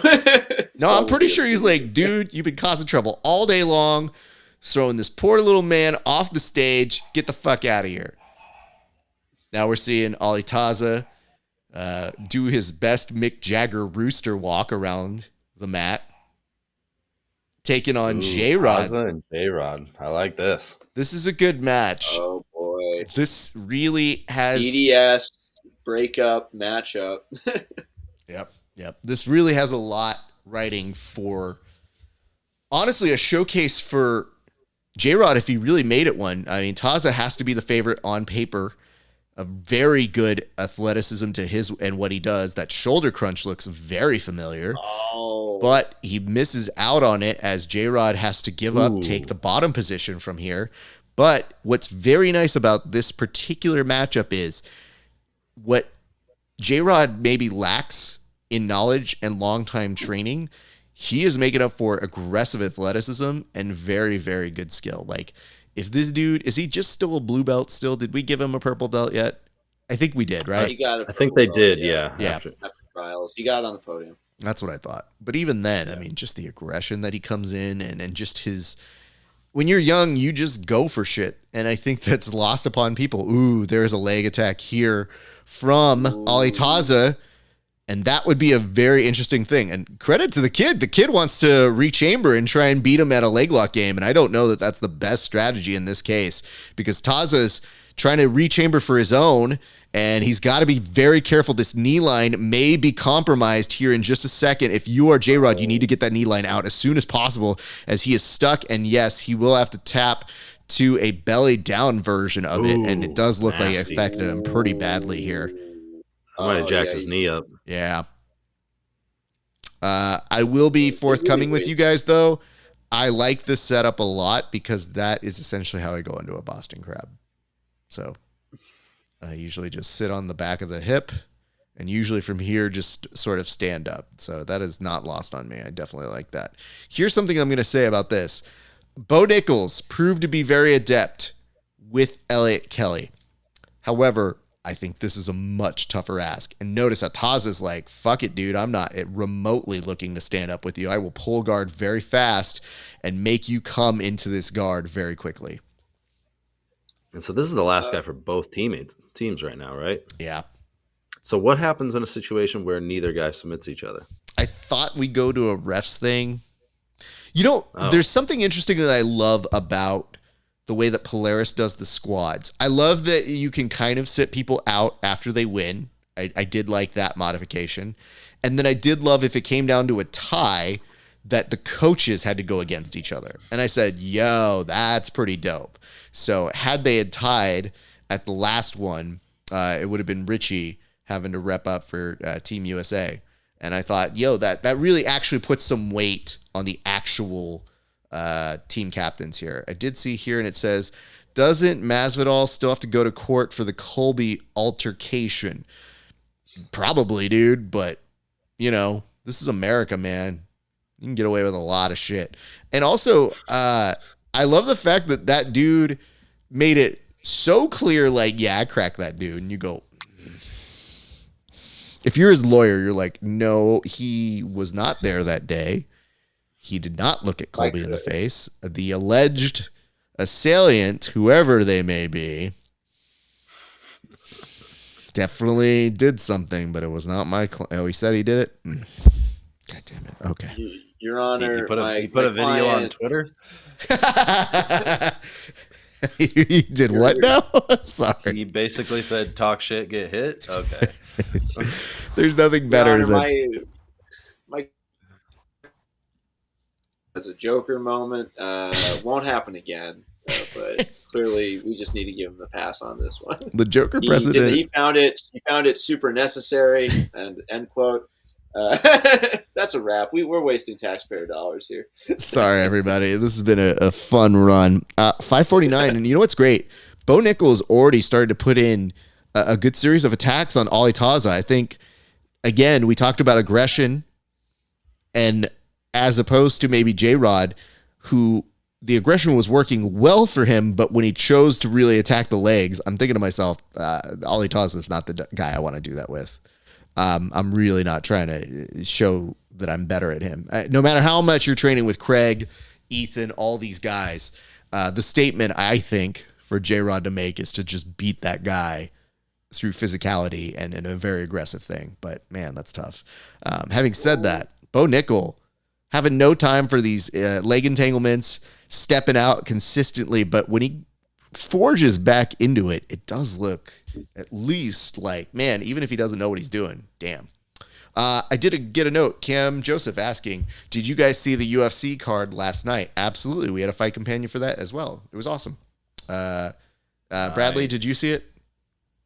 Yeah, I caught bits and pieces of it. I saw the Izzy fight. I do wish people would stop giving him so much shit just because he has been at the top for, I think, long enough now that it's everybody else's job to, bring the fight to him. And I really, he's provided some incredible, what? No, this is not a you thing. This is Bo Nickal just pulled guard. Did they have to do that get down rule? Is that what happened there? I think so, yeah. Because when I saw that, I go, no. That's not right. you don't do that. Don't give him that opportunity. But if you were forced to, then... So Eddie just said in the commentary that he did it out of utility. It was not part of the get down rule. Oh, no, which is interesting. Bro, you were doing so well, bro.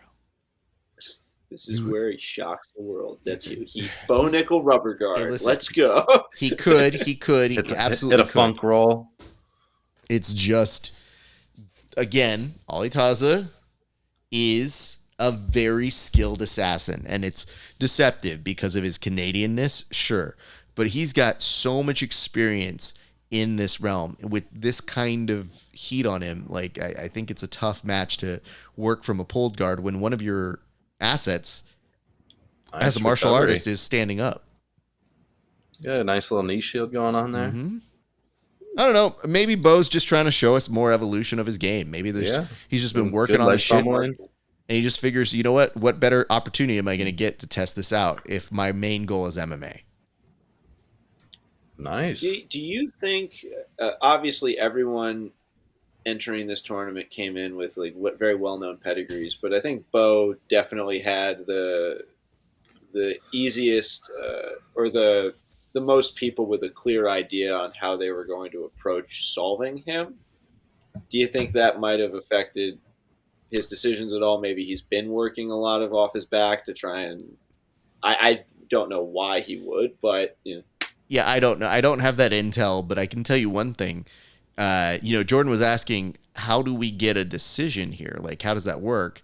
And my friends, if it does go to decision and you do that pulled guard, just from a perspective, if you're Forrest Griffin perhaps looking at this, it looks like, well, Taza was on top more. So you could potentially have a scenario where it could have major implications for your team. Amazing recovery from Bo Nickel. Mm-hmm. Taza gets all the way almost to mount and right back to that knee shield half. Leg work is awesome.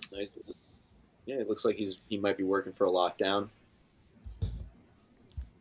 Hard part with that lockdown is if you have an opponent that's very weary of it and very used to it, they will just slice through it like nothing, dude. They will eat it and take it, and then they'll just be like, yeah, dude, that doesn't affect me. I know to kick the heel to the butt, and I know exactly how to start twisting the body so I go back to make an X to almost start advancing over it. So I'm always very intrigued to see why people or how they do it. But yeah, I mean, again, it's almost a sweep. Yo, hey, listen, dude, good on him. That's almost there. It was like it got stalled in a way that I was like, oh, I wasn't expecting him to get that, but he's now back up. All right, Bo, this is 1 minute for you to win, and he's now looking at the crowd like, let's get amped. My favorite thing is when people do that because it's always like, let's get ready to jiu-jitsu. And it's like, well, you've been rolling the past 7 minutes, so anytime before that also would have been awesome too. But, I'll take it now, I guess. Bro, keep your legs safe. Back out. Excellent work. Ali Taza is now starting to get a little huffy and puffy. I don't know if you guys are catching that. Taking big, deep breaths there. And understandable. I think, although, does it look like Bo's trying to invite him to stand up? He's not going to do that, dude. That's wasting time right now. Oh, now just some forehead priest touches there. So definitely trying to get under his skin in the last 14 seconds. But I think a priest touch is below the belt. Oh, thank you. I wanted to make sure I was pointing that one right. Look at that. Look at that. These aggressive palm strikes to him. I think somebody may have told Bo Nickel he was in combat jiu-jitsu here for a split second. Taza does look spent, but Bo Nichols maybe doesn't understand that if it does go to decision, get the fuck out of here. Get the fuck out. I think he may be surprised that if he maybe didn't win it for his team here. So now is this a greatest hits of things? Yeah. Oh, do they go to how fast they submitted them? I don't know, man. That was the part where I was mentioning PJ's legs just looking like they extended, like they stretched. Yeah, I don't know. It's kind of wild. I'm waiting to see what exactly this is going to play out like. So, hold, please. I guess they're basically stalling out for time. I know that TJ kind of mentioned what the rules were, but that was an hour and a half ago when I was vaguely paying attention. So I'd really love it if they give us a recap because I don't remember, guys. Sorry. But yeah, okay. There were some good moments and back and forth, and man, I really wish Enrico had finished that leg lock. That would have been dope in that. But Ooh, instead, huge upset. dude, yeah, you know what it is? That knee going the opposite way on that. Now that I look at it from that angle, that does not look very good, and that is for a young ADCC competitor. So I hope he's going to be okay. Now I think they bring them all out for a summary. I hope they just air grievances to them. It's like, we want to talk about how shitty some of your techniques were. Ref's decision. The winning team is, and yeah, now from a decision, it's 25K. There you go, Team Pet. Hold on. Let me just say this real quick. They just called them Team Pettis. They didn't even refer to them by their own team icon name. Oh, so it's Anthony Pettis. What, fighting championship? Is that what it is? Oh, it's interesting. He named it after himself. It's branding, my friend. It's branding. And so now Eddie is asking, what do you feel like to have your team be down by 1 and to come back? And so he's saying, hey, one of you is big and tall and fat, and the other one we need is tiny guy. So how'd you make that happen?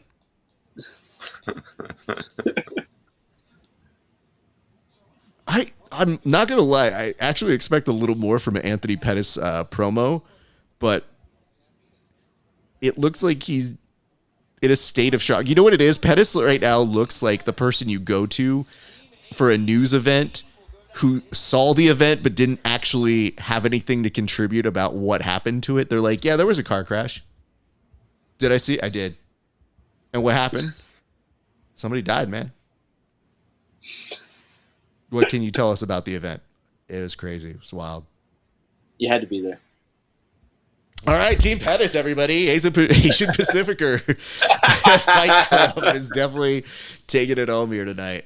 Well, what I can tell you is that's great news for Giancarlo. I think the world of that young man. He's great. Taza, friend of the show as well. We have interviews. Who the hell is walking out to be in that photo with him right now?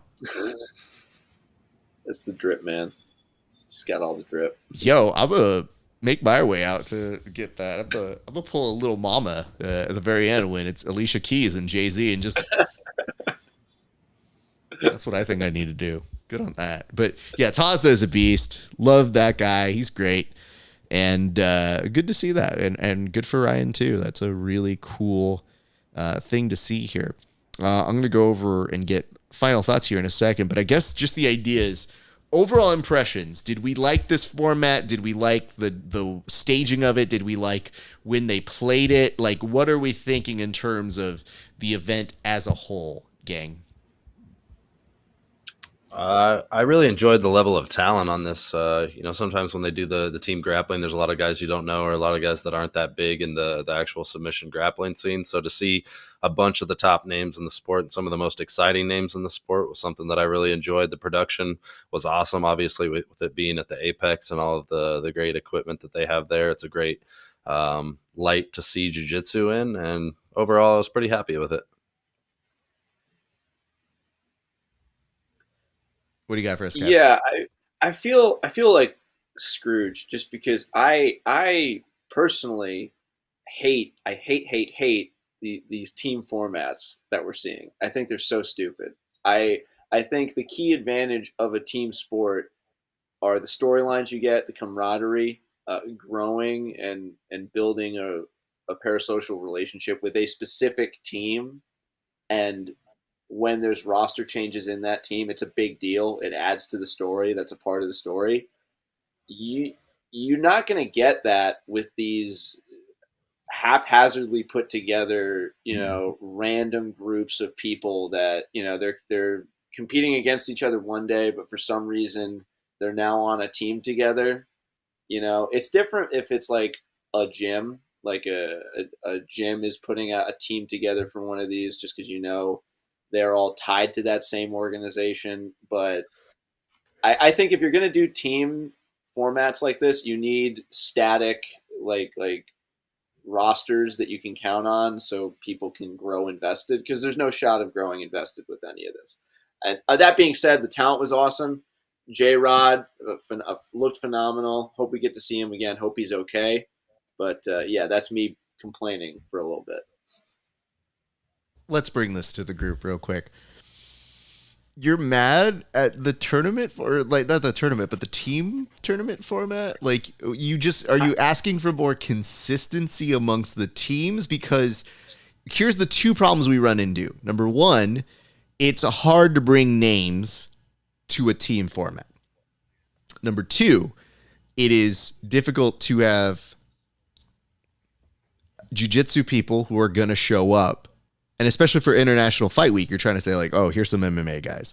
So are you looking to have more of the MMA guys versus MMA guys?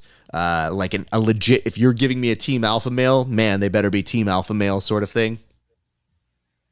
I'm thinking that this is primarily because this is a UFC product. You know, when it's Quintet, when it's Polaris, when it's an independent org, this type of thing is understandable, just because you're working with fewer means. You've got to find a way to draw eyeballs, and stuff like this can work. But I think if the UFC is going to put out a team product like this, I think they need to be serious about it. You know, make rosters, make franchises, you know, like try and experiment with actual teams, like going to MMA gyms and offering them the chance to have a team for grappling or something like that. It just feels very weird, and it feels very kind of hollow.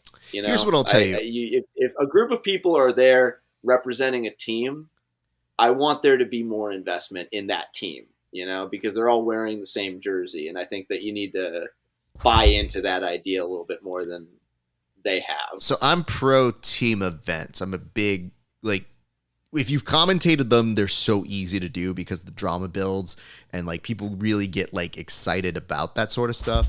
I don't know if we've transferred it in production fully, but it's been fun to commentate and do those. And I like watching them. I think where it gets weird on the MMA side, at least for UFC Fight Pass, is, like, there's no reason, honestly, Joe Solecki should be going up against Daniel Macio because, you know, he might take damage. He fights. It just, to me, it doesn't quite work the way I'd like to see it happen. So I would love to see MMA guys versus MMA guys. The hard part is getting those names to make sense. But you could see if you get Andre Touchy-Feely, you've got some folks who are there. And as we saw last night, Donald Cerrone retiring. Donald Cerrone, we will gladly take you in all of these grappling formats. You should be headlining these cards because your jiu-jitsu is still good. And if I'm saying you retired there and you want to run it back with Jim Miller for a third tango, I'd love to see it in grappling because he just got you by a guillotine. And honestly, wouldn't you want to get that back as an athlete? So I'm just saying, there are ways you can make those things happen. And I think there's something in that where maybe you could have the get backs where you could get those moments, because in MMA, you don't always get to run it back. But in grappling, you can. So if somebody submitted you and you run with that as a UFC promotion and you say, hey, there's a storyline there, why don't we run with that? That's an opportunity where the person can kind of redeem themselves. So you can make a redeemer show, and that's unique to UFC Fight Pass. So I'm just saying, now that I've said it out loud, I feel dumb because I've given it away, as per usual. But it's something that I think is unique to them, and I think that would be very, very interesting to see. So I fully hear you, and I don't want to take up all the time, but I want to be clear. I only get annoyed because I think there is something to the idea of team events in grappling. I think it's a great way to bring talent together, and I think the rule set, it moves very quickly, and it gives matches a different type of weight, just because you know that your performance in one match, if you do well, you want to win, but you also want to win in such a way where you can continue on. And I think that there's a lot of really good stuff there. I just want there to be more bonding material. Like when Polaris does squads and it's USA versus Brazil, That's easy because it's like, all right, America. I know what America is. That's a team, and I get what binds these guys together. They're from one of the 50 states, and they have probably bad opinions about gun control. I get that that's what their whole deal is. Brazil, I don't know what their deal is, but they do, and they're from the same place. They have that connective tissue. I just think if you're going to do team stuff, you should make the teams feel more like a team rather than a logo you're slapping on the jerseys of a bunch of guys that just came together. That's what I want. So I love the rule set. I just think, I want the teams to feel like teams because I love team sports, and I think that there's a really cool avenue to bring that into grappling. But Understood. I've talked a little too much. You're good. We're going to go over to Jordan. Jordan, were you writing something now? What's happening over there, sir? I'm actually taking notes as a promoter. I'm trying to figure out what people want from team grappling events. So I'm just taking some notes because I'm considering putting on team grappling events. Oh my God, would you do it? Holy shit, please do it. Here's why. Okay, I'm going to tell you why I want you to do it. Because first of all, I like your events. Second of all, you're okay. But I want to make sure that if somebody is doing it, has anybody really done it in the Midwest yet? Not that I'm aware of, no. Because I know that Midwest finishers, they're maybe the closest to putting on other kinds of events. But okay, so let's say Midwest isn't doing it. We're kind of like, we've had some things here in Cali where there's kind of like some squad stuff or quintet kind of things. But for you guys, if you've already got your savages that are kind of like show ponies that have really produced for you in your show, what easier way to say like, hey, you know what? There's been 5 or 6 of you that have all certain exuded this sort of a thing. What if I made you a team? And then what if you start getting other people to come in on that? Because that's a great showcase for you to have people who are all-stars, or you get some of those all-stars from those 5 teams or 4 teams and you say, why don't you head up a team and let them do their thing? Because it would be interesting to see what they pull together too, because they may have people who, I don't know, that you wouldn't have even thought about. So it's definitely something you can collaborate with the athletes and say like, what do you think? What are you feeling? What do you guys want to do? Because honestly, there's always a team where you go, someone is a silent killer and maybe they don't want a super fight, but they might be that person that then shows up and shows out on your show as opposed to everybody else's. So I love that for you. That would be great. And you got it.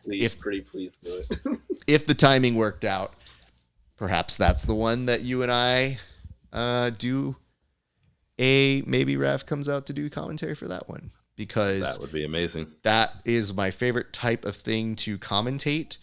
And I know I would really want that one to land for you.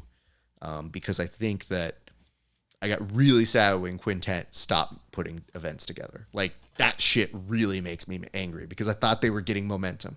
And I thought they were really, even coming out to the U.S., like getting the opportunity to see them with Gordon Ryan versus Josh Barnett, it was like that wasn't going to happen, but they made it happen. That's so nice. And then seeing, Nicky Ryan had a ridiculous match for no reason against Uriah Faber, but it happened there.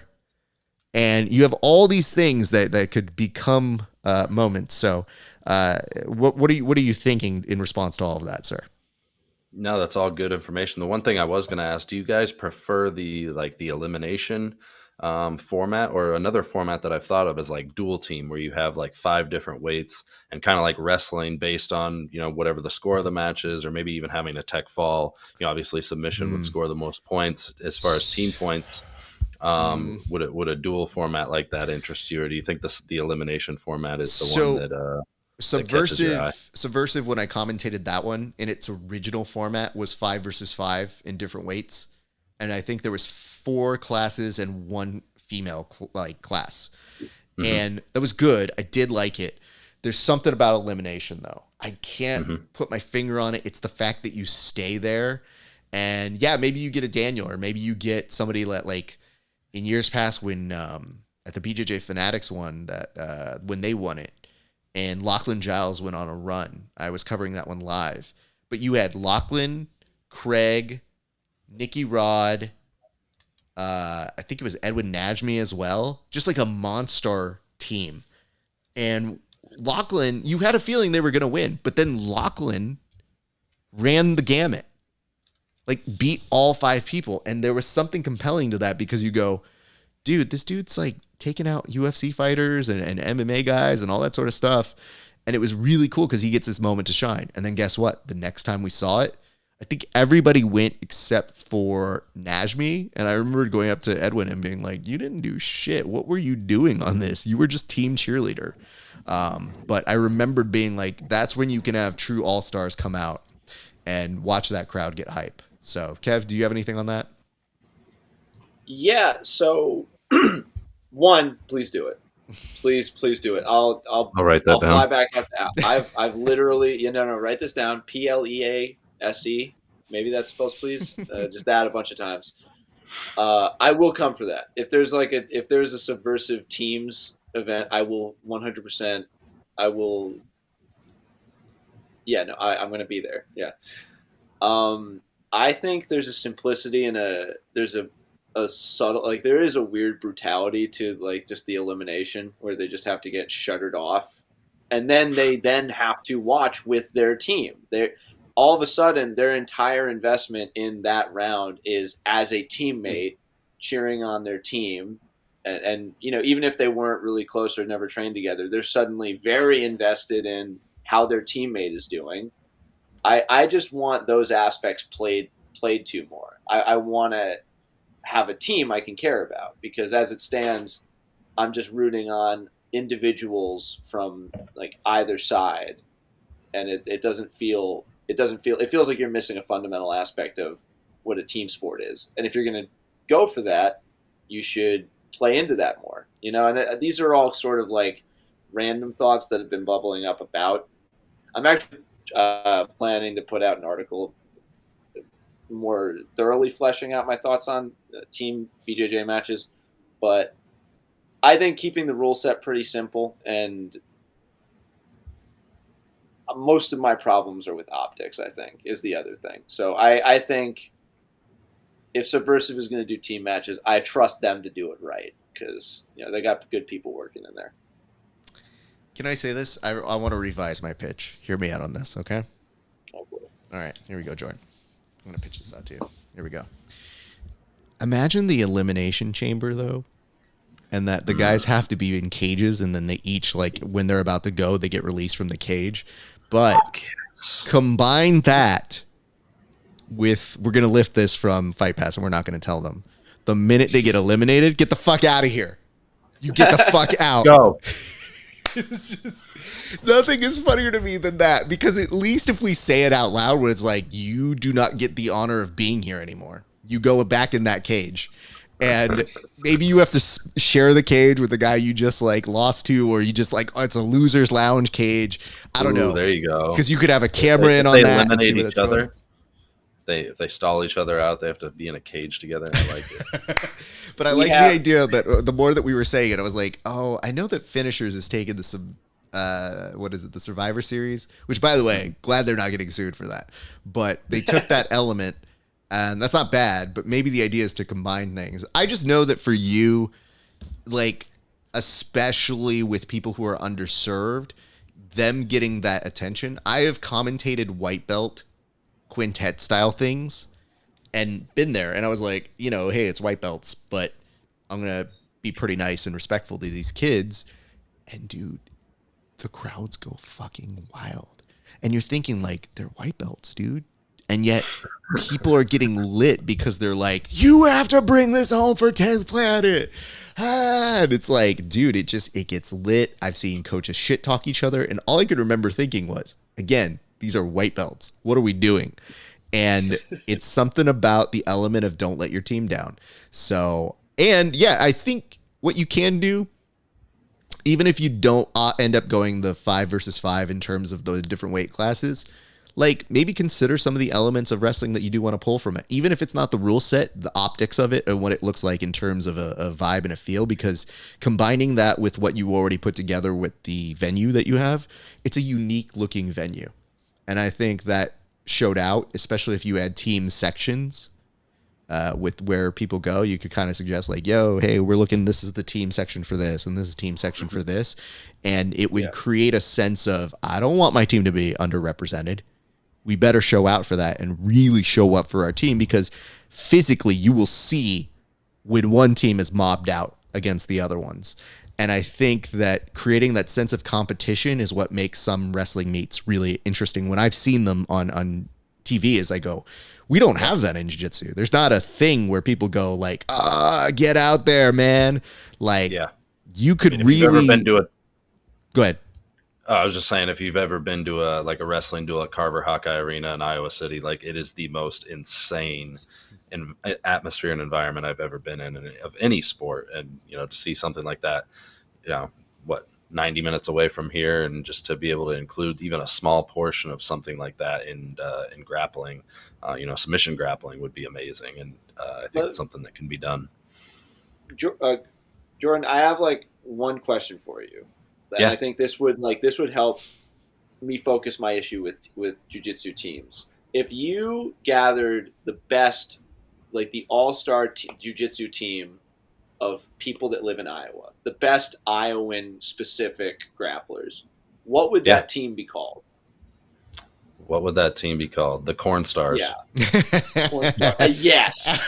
I immediately want to get a Corn Stars rash guard. I want to go travel to see them place, to go against the Milwaukee Buds, or whatever, I want there to be something more than just, these are just a bunch of guys that we could get for this team. I want the Corn Stars. You need to give me the Corn Stars, please. All right. I'll write it down. And Corn Stars it is. Just to kind of capitalize on that, there's another thing you can potentially lift from this UFC Fight Pass Invitational, which is, Bo Nickel did really well, man. That was really cool to see. You might not be short on wrestlers out that way. And if that's the case, even if they have a little bit of jiu-jitsu training, they would give you some highlights. They would give you some moments, especially if you kind of put them up against each other in that format. I think it would actually make them more excited to participate in jiu-jitsu events, because some wrestlers that we need to give us those highlights don't necessarily love jiu-jitsu, but if it feels somewhat similar and you can steal from that, or you can give them a forum to do that, I think that would be great. And again, even if you reach out to former stars like a William Tackett and you go, hey man, maybe you won't do it per se, but would you have a team that you would think about? There's got to be 9 more Tacketts being born by the day that are already terrorizing the next generation of people. Who's to say Andrew Tackett, maybe he doesn't have a bill for ADCC, but maybe he's got intentions of doing something else and would be really good to give you matches there too. So, oh yeah, you never know. You've got a good Rolodex, so now it's just a matter of feedback, direction. But man, I think you're one of those people to put together 2 of those missing element pieces in terms of that good Iowa wrestling at a jiu-jitsu event, because you've already created the community. So now if you elevate it and you take it to a different sort of vibe, it would really make you stand out in a different way. So stuff to consider. I appreciate it. I got lots of notes to work with here, so. I love hearing that. Gentlemen, let's start to wrap it up. We already said last thoughts on this, so here's what I'm going to do to you guys. I'm going to give you each an opportunity to say what's coming up for you guys, and please feel free to give shout-outs to anybody you want to. We're going to start over with you, Kev. Well, Raph, it's always a pleasure. I hope we get to do this more often now that I'm kind of back in the game. As you mentioned earlier, I've been writing opinion pieces and different pieces of grappling news and interviews for BloodyElbow.com. If you're not familiar, it's under the SB Nation umbrella. They've been covering combat sports news for since I had a really good hairline, so a long time. You can check out my work there. I don't know if Raf's going to link it, but just Google Kevin Bradley Bloody Elbow, and you might get a picture of when I scraped my knee and my mom posted it to Facebook, or you'll get my part of the site. Other than that, I've got some exciting things coming out on YouTube. I've started a new channel called Under Pressure TV. It's the premise of the show is I'm just going to be going around the country interviewing different grapplers of different levels and from different walks of life while they grapple. So we've got a few episodes in season 1, should be releasing sometime in July. But go to look up Under Pressure TV in YouTube. You can subscribe, and I'll be trying to put more information out there, some trailers. There'll be links to social media. And I'm going to kick it over to Jordan, because you should go follow what he's doing way more than what I'm doing. So take it away, Jordan. Well, Raph, I appreciate you giving us this platform. I was half expecting you to follow suit and just shoo us out. And tell us to get the fuck That's out. really what I should have done. You know what? But Get the fuck out. You Get out, guys. to be fully honest, Thanks for your service. Out. to be fully honest, like that's such a good gag. I really should have done it, but like there's the asshole version of me that's like the Vince McMahon character that I play, and then there's always the polite version that I'm sure you guys see off air the most.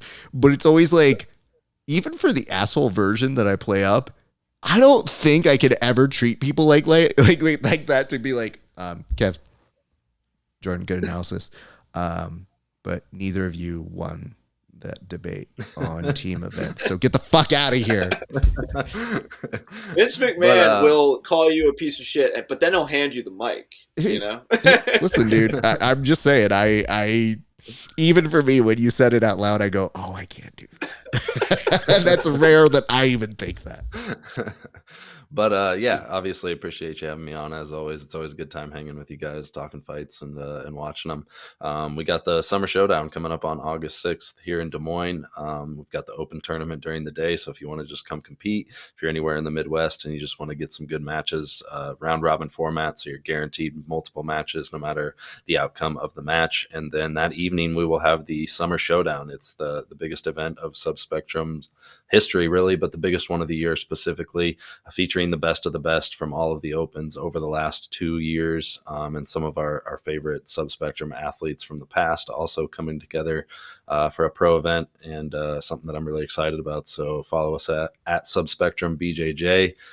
If you want to like back scroll 2 years and find some videos of me wrestling chairs, you can follow me on Instagram at Jordan Jitsu.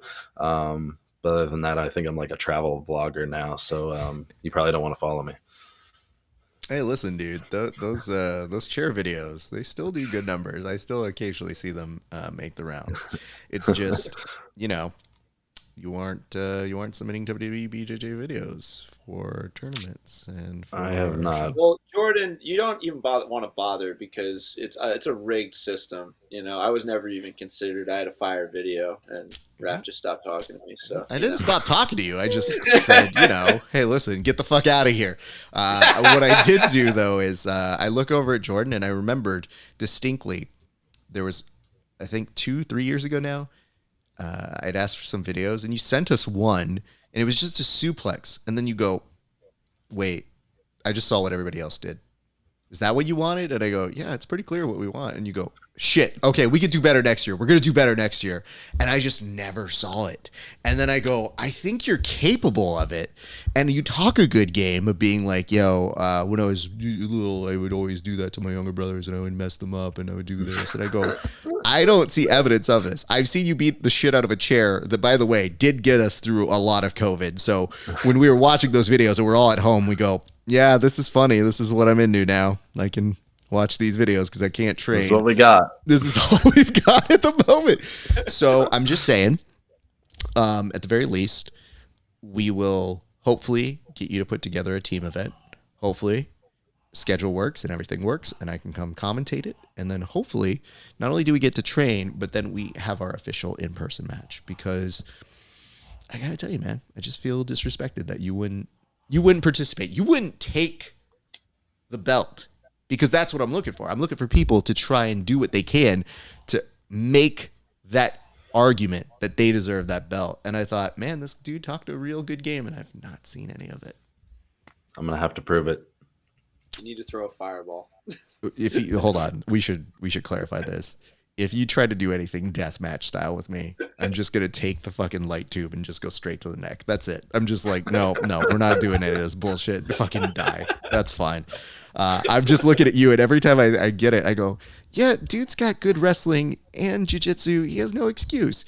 I can't see why you can't just powerbomb Derek and just kind of like call it a day on him, or at least put him in a figure four, or do something.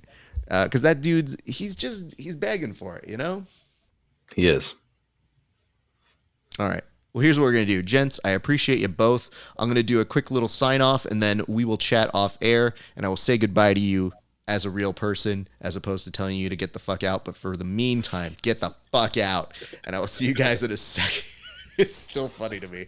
I'm going to have to go just clip that. When they put up highlights on like UFC Fight Pass, I'm going to be like, fuck that. Just get all the clips of them going, nope, go out, leave. But I appreciate you both. It's great seeing you guys. Thank you, Raph. All right, guys, here's what I got for you. It has been a great day for grappling. My name is Rafa Esparza. If you guys want to support us, and I hope you do, it would be very nice if you did. If you guys want to support us, you can go find us at hi.page/grappling hour. And why would you do that? Because you could be one of the first people to see my interview. So that means you get a 30-day window to see it before everybody else if you become a member at that page. And also, if you want to become a premium member, which, hey, we put out some good shit. We do tape studies with a lot of our athlete friends. We recently did one with Ethan Krellenston on his match against Nathan Orchard that won him a combat jiu-jitsu title. We also did one with friend of the show, Joe Solecki, who has had better nights. Tonight was not his best, but hey, listen, he won his last fight in the UFC, and that means more. So we did a tape study with him. Gabe Green, another friend of the show, not his best night yesterday, still a beast, had a great fight against Ian Gary, but we have a tape study with him on his last fight in the UFC, which was dope. But we also do segments called Opponent That I Respected the Most, and we talk with people as dumb as Gary Tonin to as cool as not Gary Tonin. We just did one with Steve Joachim, who, by the way, Kevin, sends his regards and says he will beat you up at some point very soon. So I don't know that we helped you out on that one in any way, shape, or form. But oh boy, but there is that. So that's gonna be rough. That interview comes out this Tuesday for a preview and to our subscribers everywhere. So that's what I got for you guys. Love you guys. It's been a great day for grappling. My name's Rafa Esparza. We'll see you back on the mats.